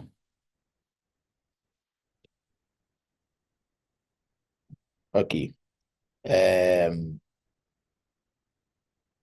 Okay, call number is here because I talk about call number. The copy number Copy number showed up down there. down. Okay. Okay, copy number is here. Then I said material specified. Material specified is here. And I think there was a class number. I don't know whether I've added class number. Okay, so let's see. So this is the report I want to create. So I list them. I click next. Okay, so this place is for selective. This is select criteria to limit your item because you have a big database. Maybe you want what is in you want to see that this one you want a report from Koha barcodes number from this to this.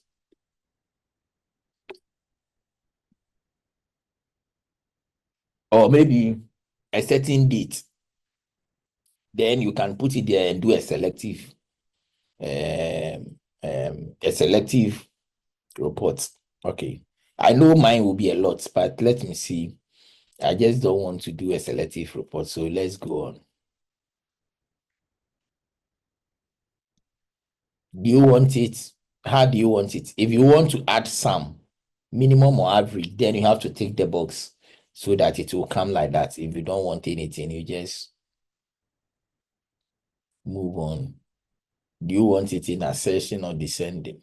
Okay. So you are finished. You have built, you are finished. So this is the language you see here is the SQL language, which the IT person would have generated easily. Okay. So we go next. So you see that with that IT knowledge, it is very easy. So you have to provide the report's name.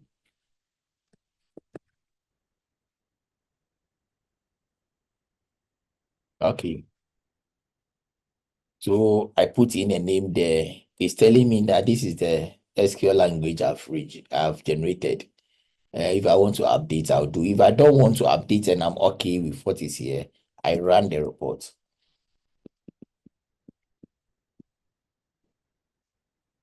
So it means after running the report, I have a lot. I have about the total number of 252 items and results in the system. So I look at the barcode, the title, the author, the call number, the copy number. So we have copy 1, copy 2, copy 3. Then we have material specified. Mostly I use the material specified for the names. So the books, banking, finance, bank, where the area in which the book is. So I have that. And Koha allows you to download this. You can use your open document spreadsheet for easy download. So it will come on your spreadsheet on your PC. And that one, whatever you want to do with it, will now be you. Because when it gets into Excel, then it means it is not in Koha again. And if it is not in Koha, then now it is you who has to actually so can you see the report? So now you can come and manage the report and do whatever you want to do with it. Okay, so Koha can generate reports easily. The ones we can use the wizard, that is where we can have. Richard, there's a follow-up. Okay. Yeah, there's a follow-up question that is asking, Yeah. can this report serve as an inventory for the E- library? Exactly. So even what some people do is this. Almost every 2 weeks or every month, they run a report and add up so that they have a file. It will not be any big book. They have a folder or a file where they have specific bibliographic information. Sometimes they ask shelf number and location, all of them in that, so that if there is lights out or they can't access the system still in their library, within a second they can still know how to actually get the material or know what is in the system. So yes, the software is just like your main physical library that has been automated. So whatever you do in that space, you are doing the same thing online. So it can serve as an very good inventory for the library. Any other question?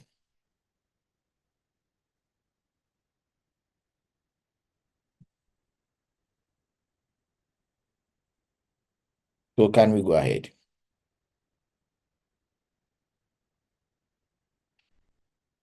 So there's a feedback from media that says, I use Koha and I tried creating a report for one of our libraries using the wizard, but the report does not present what I want. I'm not too clear on this, Lydia. I don't know if I read out your question right, but you are trying to say that you use the wizard to issue a command for the report, but you did not get what you wanted. Is that what it is? You can confirm and then maybe provide some. I think what she wanted to say is, you see, it's a wizard. So the wizard will still restrict you to that basic thing you need in your library. But you need somebody who has an expert in SQL language to be able to, because it's a language. The table use that language. So unless you have somebody who have knowledge with that language, so that where you want to blend your things, sometimes it is not about catalog. They want to link catalog to let's say patrons. Okay. And because of those things, you need to get somebody who is knowledgeable in the language to be able to use that. In addition to that, also, we have this at the reports, at the report stage, where you did a guided report. We have Koha Report Library. Okay. So those who are not familiar with the SQL, so let's say if you are doing something on catalog, maybe bibliographic reports and how you want it, the system have actually designed some of the language for you.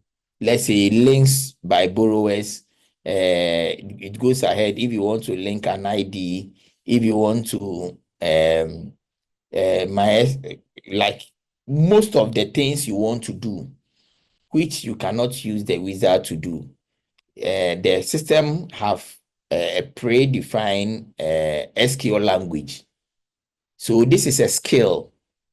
You need a system librarian to be there to help you to do that. Okay. So you need to consult because that is the language the system use. So you can also go there and look at some of the SQL languages and see if it will be beneficial for you. And that one, you just, if it is this one you want, you just copy it from here, bring it to the reports. And instead of going to the guided, you don't go to the guided, but you go to create from SQL, and just put your information into this and run the reports and save and run the reports. Then you can get answers to that. Yeah, any more? Yeah, this is from Rex. He says, if the report is downloaded and sent to Excel, does it mean that the report could be manipulated? Because in your words, you said you could do anything with the report. Yes, yes. Most of the time, okay, so practically, you will see that this is the Excel file. This is the Excel file I got from the system with the report I ran. And you can't present something like this to your boss. You understand that? So you have to come and do a whole lot of things to the report and present. So yes, you can manipulate the report by redesigning it and making it presentable for the person who you have to present the report to. I don't know whether that answers the question.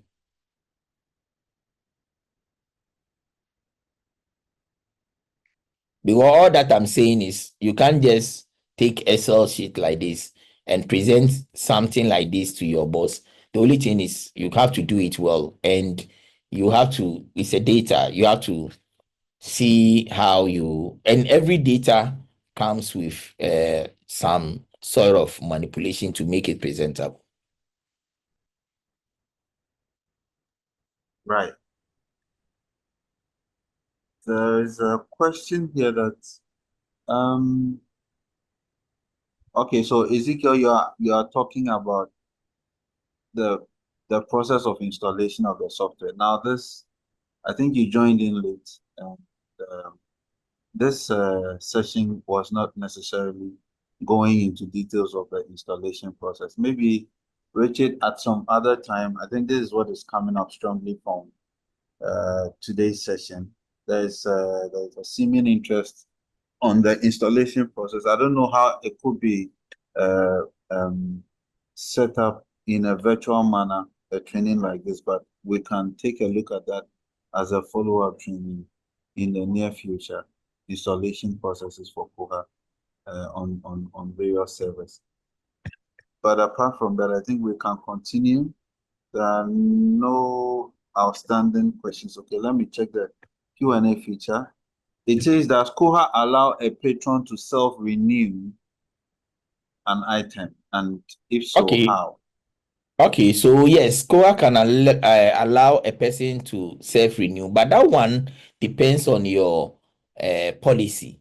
You see, all that you are seeing now can go off if you want your library, the things to be, if you don't want to let your patrons on or your users do that. So when you have, that is why when I went to the system preference, I was talking about policy. Policy is very important. So if your library allows for people to do self check-in and self checkout and all those things, then when we are setting up the system, then we set up the system in such a way that we will not allow anybody to do that. Well, for instance, in my library, I would not know why I should allow people to do self checkout. So I'll try so that's for monitoring, but people also will want to do that. So it is, you can do that. You can do that. But if it is in your policy, so the customization will always be your policy against the person doing the installation and the customization. Most of the time, the installation is even not the problem. The customization is the major problem. You understand? And it is more of an IT base, which is not part of our Liberian, the operational system.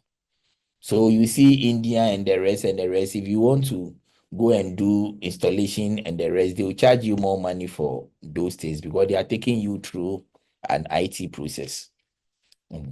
But for the operational of the software system, that is also a different matter altogether. Okay. Yeah, this is slightly related. A simple answer probably. Can OPAC notify users about overdue? Yes. So that is why I'm saying that is all amounts to your setup. And sometimes you have to, even Koha can send messages to people's client's phone. But it means that you have to customize something in your software and you have to buy a plugin. Koha can send things into your email. It depends either you are using a DR at your workplace, you are using this. It's more of an IT term. That is why I'm saying that you have the open source, like in Koha installation. That is why when somebody is doing the installation and customization, we take money because it is so many things that goes into that expectation. Like somebody wants to do a website for you. The person is using an open source, or somebody is going to use learning management system, is using an open source, like model, like anything. They are all open source, like Koha is also an open source. But for the customization and how the person is going to do, nobody will do the website for you and say that it is free. But the person is going to customize it to your preference and what you need. And Liberians, we should understand that then that is what actually goes on. Yes, so that it can notify you on your phone. So the integration, that is why I'm saying that I'll check later for the blind software and the rest. The integration is massive. Like you can do a whole lot. And that is why I'm saying that with the current version, you can integrate email integration is there. And you can also do it on your mobile phones when it comes to telecos, but you have to pay something to the telecos and all that. So it comes with its own. Okay, sure. Now, these two questions are related, so you probably pick them together. Zachariah is interested in knowing if you can be able to track and tell how many items every staff is adding into the system, as long as they are connected to make entries into the system. And then a similar question is about the process of cataloging and how it can be overwhelming if you have limited staff. If there's a way to, is there an easier way to go about cataloging that you can share with everyone? Yeah. Okay. So as I said, after the break, we if Koha, I sometimes even use 1 week to do training, when it comes to software like this and the stuff like that. And I'm using just within some hours to do a summary about all those things. So many things may not come. But when it comes to the the cataloging, I think it's a major part of our activities we do, and that is where we take a lot of time. So I said, like after the break, when we come back, then we will talk finally about the catalog before we go. Okay. So as the person, I think the first question, you said it was still about the catalog.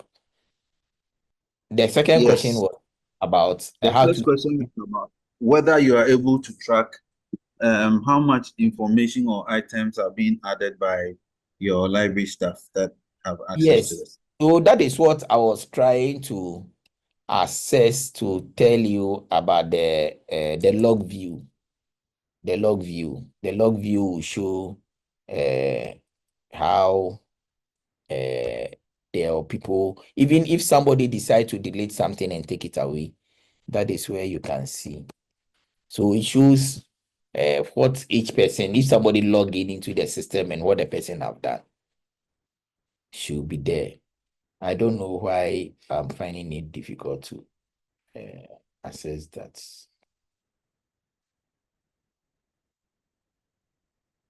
Okay, then with the catalog, yes, we will. So when we come back, we said we will be doing the catalog. We'll be mentioning the catalog where we have two ways in which we can do the catalog, where you can do a manual cataloging or you can do a manual cataloging or you can do with the Z server, which we will look at the two and see how beneficial. But we can also have fast cataloging.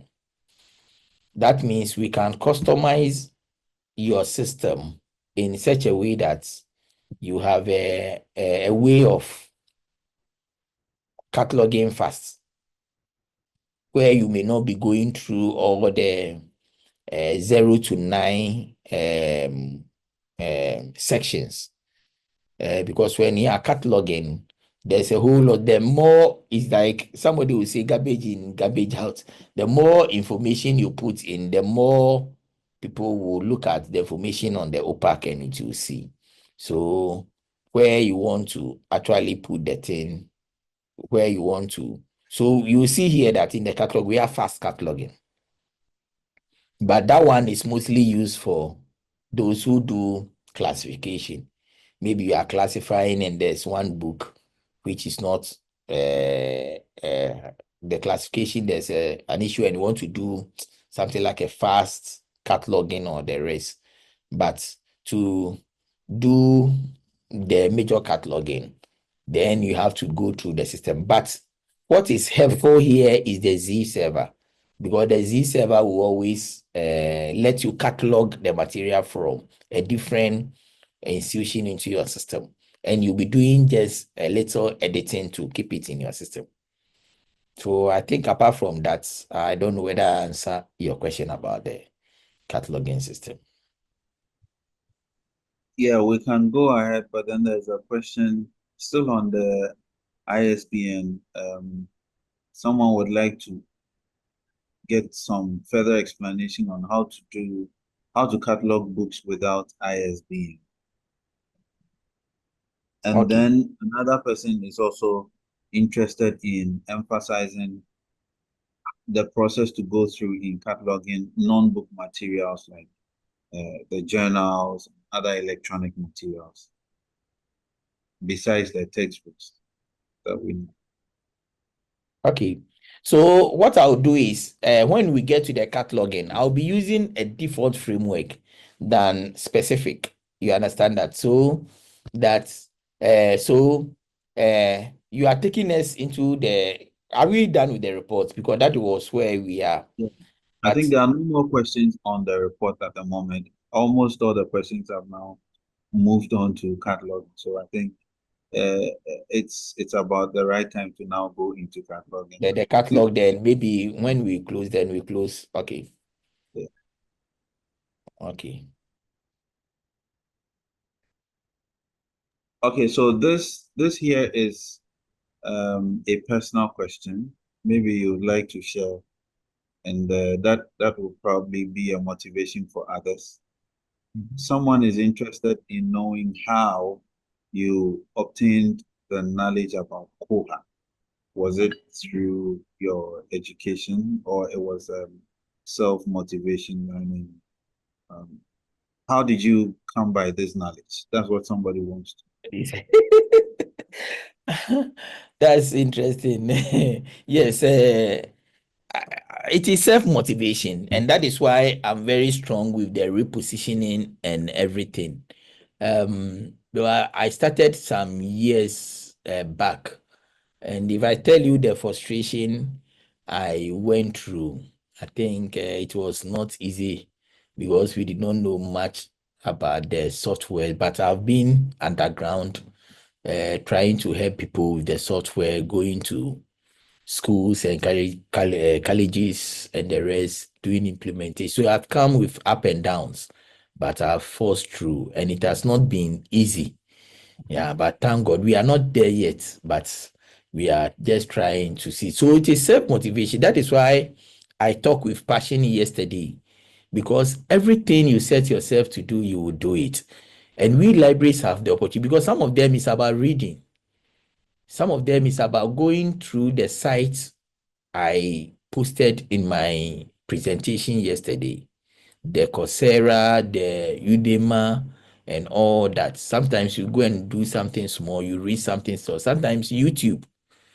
Some will say instead of even moving through TikTok and the rest, sometimes YouTube. You go to TikTok small, but the YouTube more.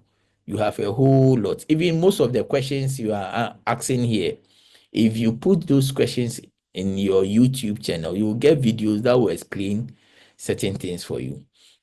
And my issue is we are the custodian of the language and of the education of the system. We have to, people have to come for us for the knowledge. So if we don't study or we don't go ahead to learn more, then we are bringing the system down, and people will just overtake us. So as I'm saying, it's just self-motivation. I've not gone for any major course in the software, but I've learned from the ground. Okay, I think this sets the tone for our major break. If that is okay with you, Richard, and then Oh, that is okay.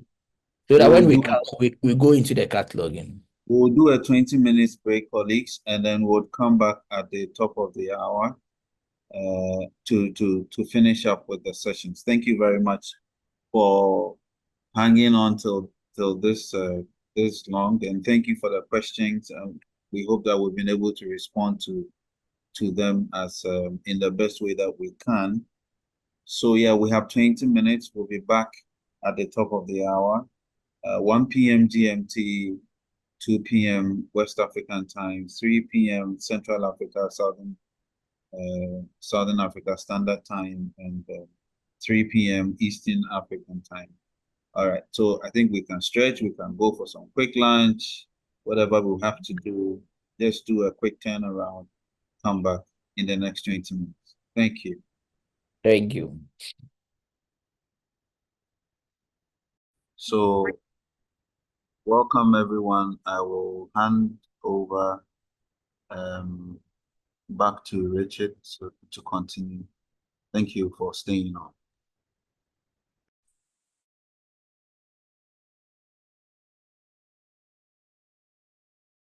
Okay, so thank you so much. Okay, so welcome back. Sorry for the little delay. I have to just move and go and see one or two things. Okay. Okay, so where we ended, we said we're going to go into the catalog model and see how the catalog model. I hope there are no more questions in there. We can just go straight. Okay. Okay, so that's fine. So as I said earlier, the cataloging have two ways. We have the manual cataloging and we have the catalog using the Z39 server. So when you click on the cataloging model,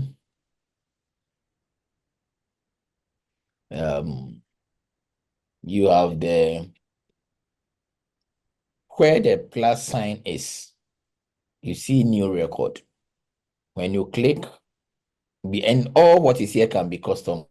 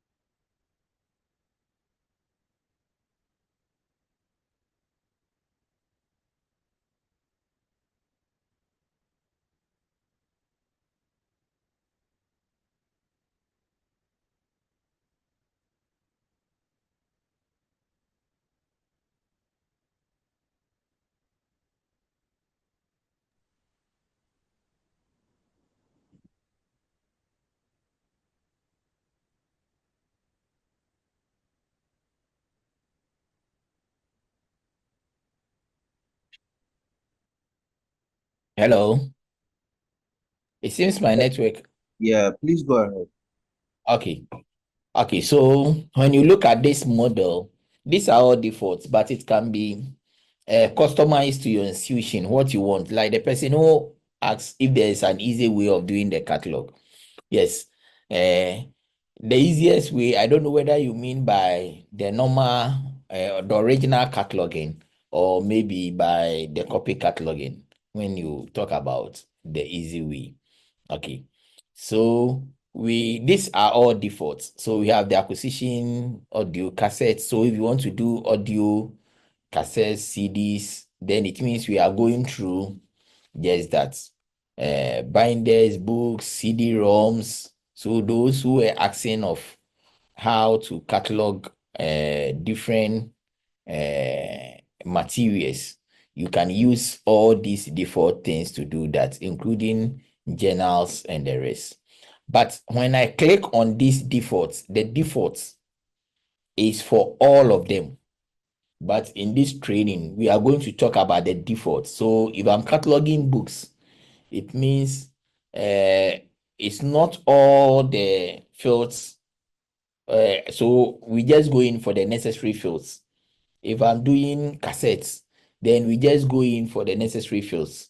So as librarians, you have an idea of the Mark 21, the machine readable numbers.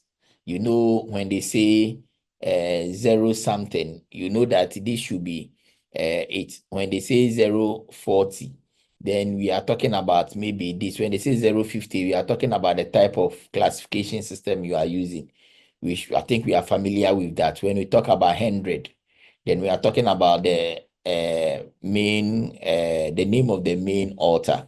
When we are talking about 200, then we are talking about title, 245 title, and all that. I think we are familiar with the MAC records and the machine readable numbers we use. Then we can use the defaults, the defaults. Then we can use the default. So as I said, this one for manual cataloging, at the cataloging side, you use the defaults, you come to the plus new record, and you click on the defaults. But if you are cataloging something like a cassette, a CD, a cassette, you can actually use any of these defaults. So it means you'll be limited in some way. Some of the things which may not be so important will not actually show its head. Because, for instance, you not need a personal name, you not need you may need a uniform title and all that. So it will be limited in a way. Okay. So that one is for manual cataloging. Then when it comes to the Z server, when it comes to the Z server, we can click on the Z server and it will be, please, can you see the pop-up? Yes. So there's a pop-up where you have a search, ISBN number, ISS number, title, author. So you can use all these access points to do your search. In this case, in this search targets, we have only 2 libraries here. So we can add the items. So this one, to be able to use the Z server, is the skills of the librarian to be able to search for the materials and get them. And know that when you search, it's searching for the libraries you have here, the target libraries you have here. So if I have to use the Z server to copy, I will do a search to help me see if I can get a material who has been a material catalog online. If it is possible, if I can get most of your materials which are CIP, you can get most of them online. Then there you don't need to actually go into the actual original cataloging. So what I'm going to do now is, first, I'm going to open one framework, and I'll open one framework. So this one is for manual cataloging. We are just going to go through sharply to see. And alongside, we are also going to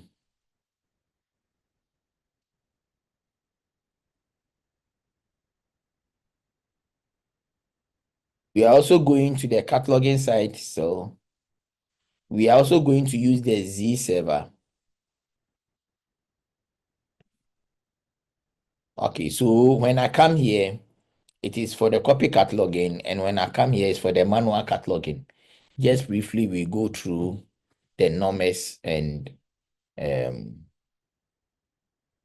we can actually get it from there. Okay, so which book? Let me try and see if I can. Okay, let's see if I can try and see if we can catalog this book. The Who Moved My Cheese? Who Moved My Cheese? Let's see. So if I'm going to do copy cataloging,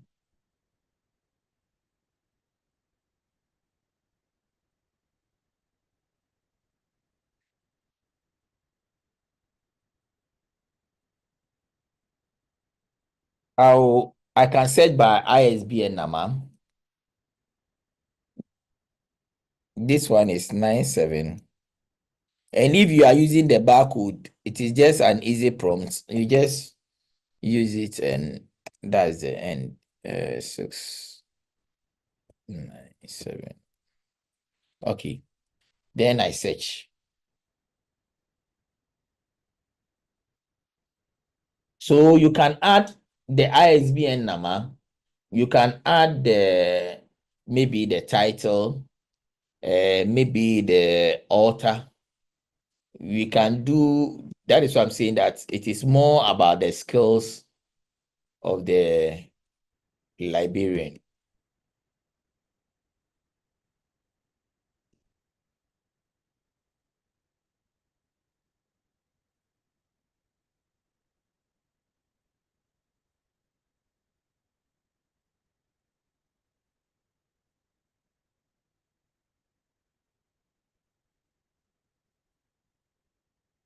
It seems my network is slow. Let me see if I can change the network.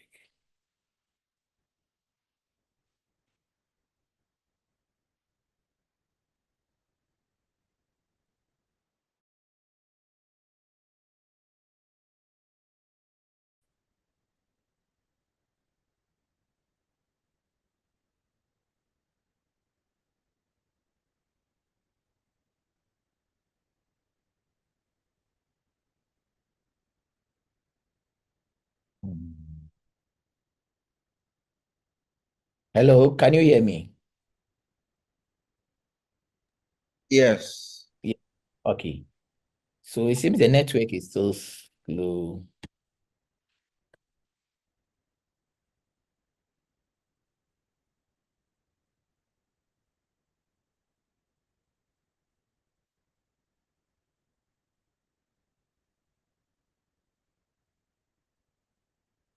I just want us to see how we can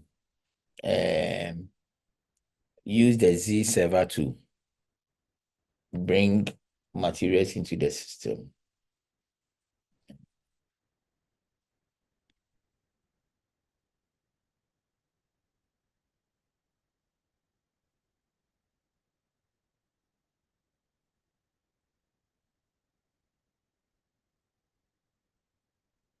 Please just give me a minute. It seems the network is a little bit slow. You see.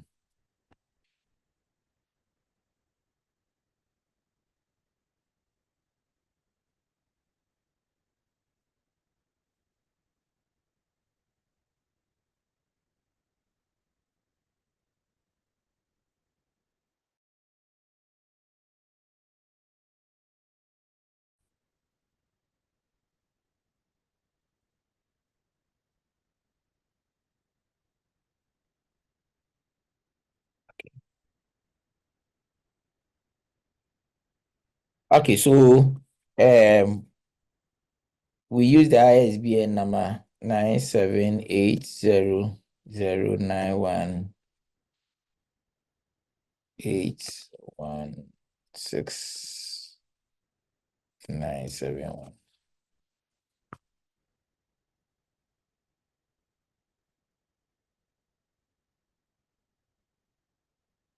Okay, so the system is saying nothing found. I hope you can all see that, nothing found. But let me see if I can use the title and see. And we say who moved my cheese.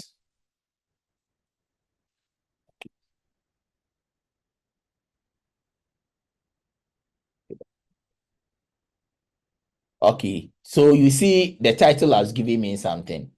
All that I'm trying to say is that place is the skills of you, the librarian. Either you are searching with the ISBN number, you are searching with the ISSN number, or you are searching with the title, the author.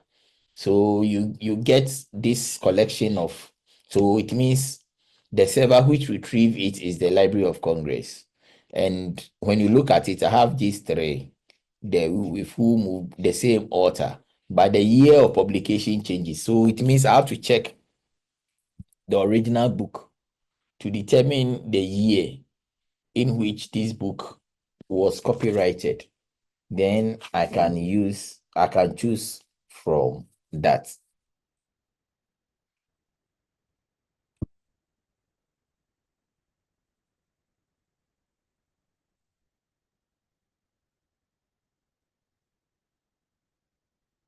Okay, so this one is 1998. So it means we are talking about this book.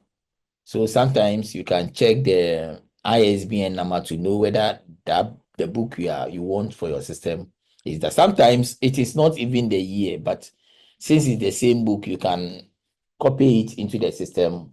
And when you are cataloging, you can manipulate, either delete or take something out of it and put it in.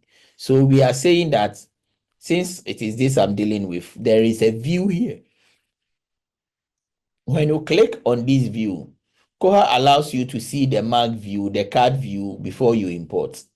So if I want to see the mark view, I click on the mark view. It gives me the mark view. So it is telling me the numbers, the machine readable numbers, and the fields that machine readable numbers should be. Then when I look through, I go back and I go to the card view, you will see the normal card view we have. And this is what librarians, we are very known for, how to actually write the card view. And it is who moved my cheese. Now, if you are satisfied with everything, the next thing you do is to import into your system. And when you import, it's going to fill the 0 to 9 pages. Are you with me?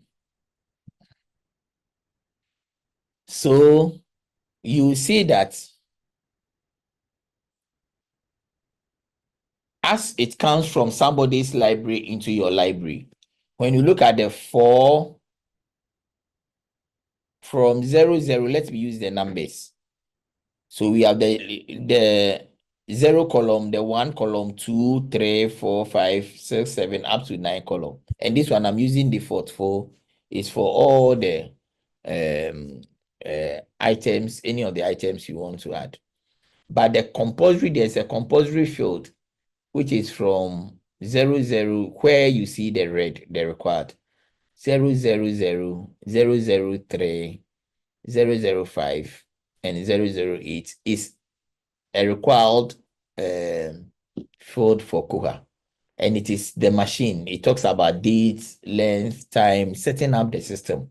It's up to that. So when you import something into the system, then always make sure that 003, you just click inside the search area or the box, and the system generates a number. And I'm saying that these are all control number identifier, control number, date and time, length and size. So it is the system actually working to bring itself that there's an input coming. So this is a copycat login. So you see that with the copycat login, most of the places is filled. When you go to 1, we have Johnson Spinzers here already. You go to 2, we have the title and everything in that order. We have the physical description, any other information you want to add, other authors, other subject name. We have, if it has a URL, it is here. And all those, and now before you go to 9. So the moment you copy from somebody's system, it is there. But they have their control number and the rest. That is where you, if you like, you leave it, or you want to take it and put in your own control number. If it is something we are doing original cataloging, then we have to set up the system. And setting up the system, I talk about the required fields. And in Koha, the only thing is you click inside the search box to tell the system that you're about to start something. So 000, you click inside, 003, you do the same. The system generates the numbers in there, 005, and the last one is 008. So this one tells the system that you are setting it up. So it is from the 010, that is where we try and see what is there and what we have to put there. So it's not everything you see there which will be necessary for you to put something. So when you look at 0010, it is Library of Congress control number. In your library, you will not need it. So there is no way you have to put something there. The National Bibliographic number, if you have something like that, then you can put it there. The 016 will not be necessary, but 020 will be necessary. So this is where we talk about what? International standard number. So it means you have to put it there. If it is a serial number, then 022, it will be there. So let's go to the copycat login. So in the copycat login, when you see 0010, you see that there's a number there already because we copy from Library of Congress. So Library of Congress control number is there. If you don't want it, you can delete it because it's not doing anything in your library. But if you want to leave it, there's no problem. To tell people that that is a Library of Congress control number. Okay, so we go to 020, which is the ISBN number. So this one, we copy it and the ISBN number is there. And this one is the 10 numbers. If you want to put the 91, what Koha does, and it is nice, if you want to add more, because there are some books with a lot of ISBN number, you just repeat the tab. So when I click on this sign, the tab is repeated. I can just put the another ISBN number in there. If you want to delete it, the next one with the red, you click it, it is deleted. Okay, so the guy who was asking about how do you catalog with that an ISBN number. Now there is a book you need.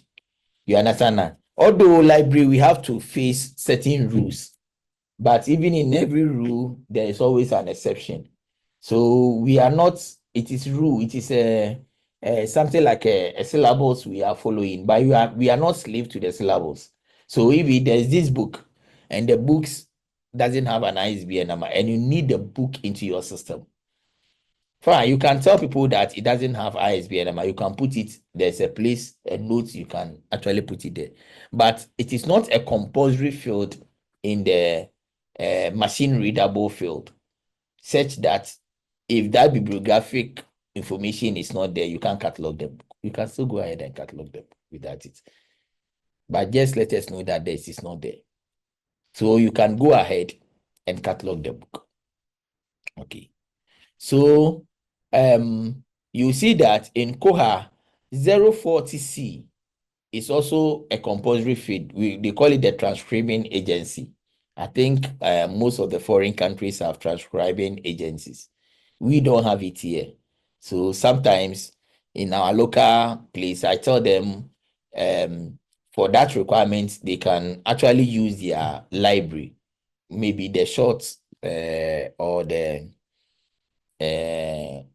short form or the abbreviation part of their library. If it is Ghana nursing something, you can use GH something to represent the transcribing agency because it is a requirement in Koha. Okay, So it means if you are doing original cataloging, then when it comes to the 040C, which is the a compulsory field, then you have to put something in there. Let's say if it is my place, I'll say NBC to mean that is the transcribing agency. Okay. Then the next, so as we are saying, this one is a big software. It's not every field that needs to be a field which is necessary for a book. So we have to get that in mind. So where it is very important is 050. So if you are cataloging something like CDs and other materials other than book, we don't need a Library of Congress classification scheme. Okay, but when it comes to the books, that is what we need. Let's look at the copy cataloging. So in the copy cataloging, the 050A is for the classification number. So here we have BF 637.C4 for the classification number. And the 050B, we have the kata number. So the kata number starts with the J64. So let's say the kata number, it is Library of Congress kata number. If you have a special kata number in your library, then you can choose that. In cataloging, I think most of you can even see more about how the catalog look like. Some people see that the C4 may be environment region, some say this, some say that. But for here, we are talking about classification, where we can put the classification number. So in the same way, we will come to 100. So 100 means that we have to put down the author's name. So if there are 4, we only need one name here, the main author's name. In here, when they are editors, we don't put anything there. But still, some people decide to put something there because these things you put there are things, the things that will go to the OPAC. Because of time, I may be using the copy cataloging to do the demonstration. But now you understand that you can start from scratch. And if all these requirements are there, then the rest of the information, you can put the information down. So when it comes to the 100, personal name of the first author will be there. So let's use what we imported into the system, who moved my cheese. So we have the name here for 100, and that is all that we need. We don't need anything again. When it comes to the 200, 245, that is where we put the title, the remainder of the title. If there's a statement of responsibility, most of the time you see that they have some books where we have something about the author or somebody makes a statement in there must be recognized, and it is there. If it is edition, then we come to 050. If it is publication distribution, where you can find place of publication, 060. Then we go to the 300. We are talking about 300. We are talking about fiscal description. So extent will come with the number of pages, the vessel. This one doesn't have the first Roman numbers. That is why you don't see anything there. Illustration, then the dimension. Then the fourth one, since I'm using a general framework, that is why you have 4. Because in books, we don't need the 4. And 4 is for the series statements and all that. Then we have 5.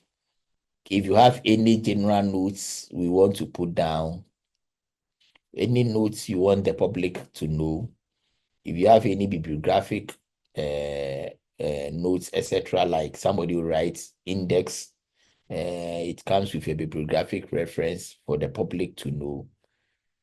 So all this summary, all this information, if it is necessary for the material, you can put it there. Then you go on to subject added entry. So if the book is in maybe mathematics, but we can use it in a biological class, or it's a biology book, but we can use it in mathematics. You can show the different subject area where the book can be beneficial. And 700 will be added entry for the personal names, the authors. So let's say we have the 3 authors.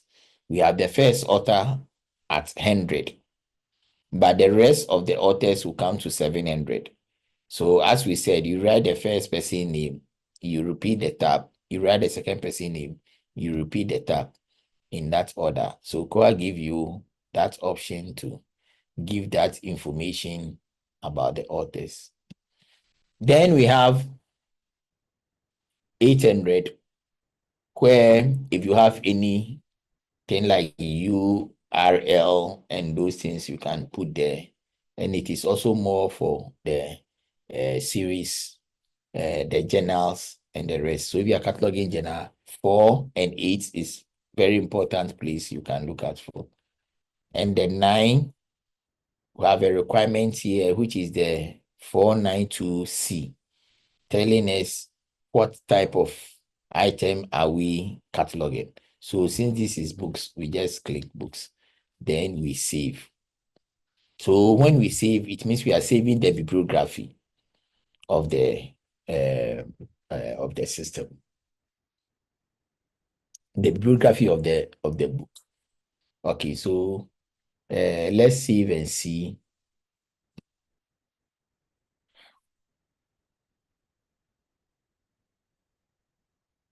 Okay. So when you save, this is where we have the added item. Okay.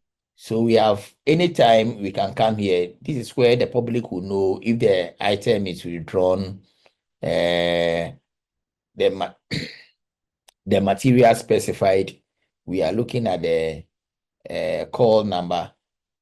I'll come back and edit, so I will not be putting anything there because this book is not for there, but because of demonstration, I'm just using it to let you know to the final stage. So I'm saying that all this, if the book is damaged, this is where you come to. If the book is not for loan, or that shelving location, either it is at the display, general, or that will be there. This place also can be customized to suit your library. Date of acquisition, if it is today's date, is there. Inventory number, shelf location, all those things will be there. And if you finish with this, if it is just one book, you add item, just add it. If it is more books, you can add and duplicate. Or if it is more, I like this one, add copies of the, you can add multiple copies. Just add, if it is 10, just put 10 there and add. It is in the system. Okay, so since this one is just one copy, I just add. Okay, so after adding this, it means now the book is in the system. You have finished cataloging it. So since I'm doing and I'm talking, it makes it more complex, but I think it is even simpler when you start actually using it. So now, if I have a different book on who moved my cheese, I don't have to go through all what we have went through. The only thing is I come and search the book and do edits or add copies to it. So that is that for catalog. So when I go into the OPAC and I search for that, I should be able to see the book in the system because it's in the system. Although I have not applied some of the things. So this is the copied book. The copy cataloging I did. So it is one in the system, who moved my cheese, and it comes with the cover picture because we have set it like that. So this is the book. Okay, so if I browse shelf I can see where the books have to be placed. You can see the information of the book, where the book is placed on the shelves and all that. So all this, the whole part two is a whole lot of things we have to actually talk about.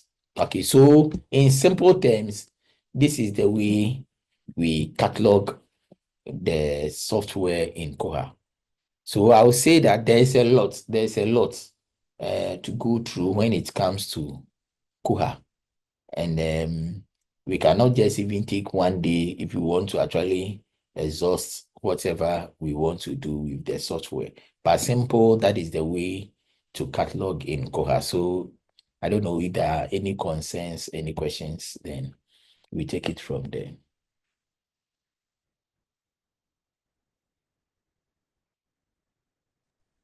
Okay, so this is from Gifty says, can Dewey Decimal Classification Scheme be used in cataloging on Koha? Yes. So that is even the default classification. So you see that even when you click the default classification, although we have set the customization of this to Library of Congress, you still see the Dewey there at 082. But we can even the special libraries with their own classification scheme can be integrated in Koha. And that is the beauty of it. So I'm saying that is why the customization is mostly technical, so that it can be customized according to what your library wants and what your library is looking for. So that can be done. Okay. So Rex wants to know, if you add multiple copies, how then does the system generate unique numbers for each book?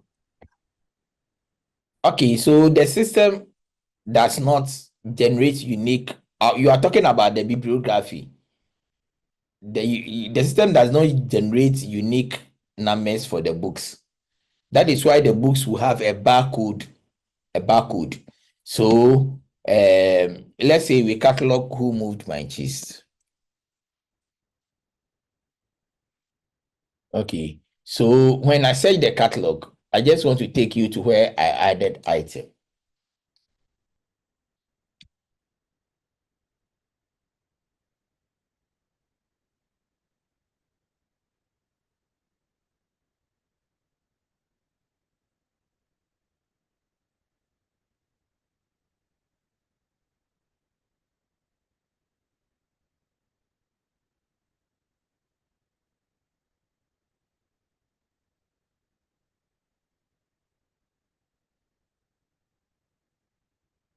Okay, so when we came here, there is this place for barcodes. So every book, every material must get its own barcode.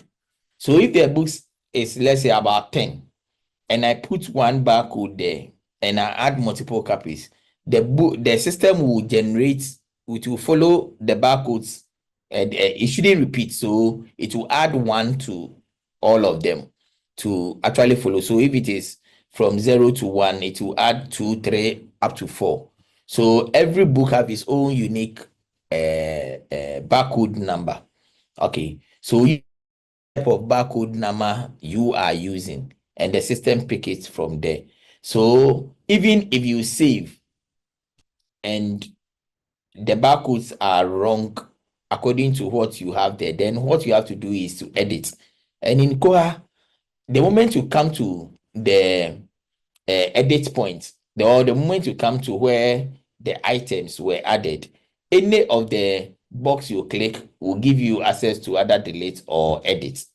So you just edit and you put, because this is where you will be coming. If you redrawn the book, you come. If the book is damaged, you come. If the book is this, you will be so always be coming to this place to work on the system.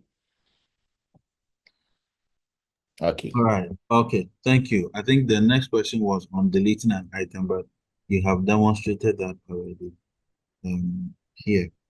So maybe the last question, because we have hit the top of the hour. Is there Yeah. any free online tool besides the Z39.5 that can be used for cataloging? Oh, I think there is a lot. I think OCLC have search tools. Library of Congress, OCLC, yes, they have search tools. And those times we want to do cataloging where we can get that is where we go. So all these C39 server thing and the rest. So I think OCLC, yes, you can get uh, other ways of actually searching for books in there. Okay. I think maybe there may be others. We have a lot of librarians here. I know by all means somebody Yeah. may respond in the chat if they know any other place you can get orders. All right. All right. So yeah, thank you, Richard. I don't know if you have some final words and then we can wrap up for today. Yeah. Okay. So I want to actually thank everybody. I think we have a lot to talk about even when it comes to the software. This one, we have not even dealt with the OPAC, how people can even reach the librarian and all that. So there's a lot to talk about. So this is just setting the stage for we librarians to go into it, learn, read. Let's go.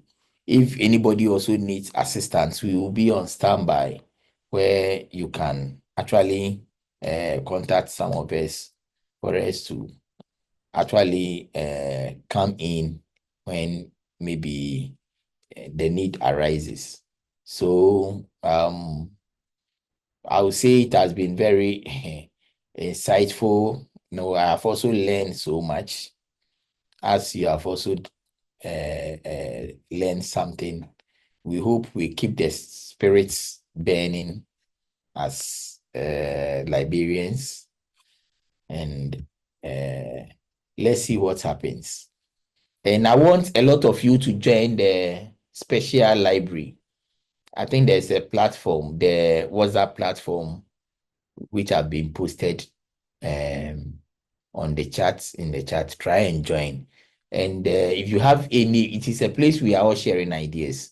It's not specifically for one person. So we can know anything you think you want to share with your colleagues, you can put there. Okay. So in any way, I have my email and my telephone number also too. If there is anything, we can talk and we can interact. Okay, so thank you.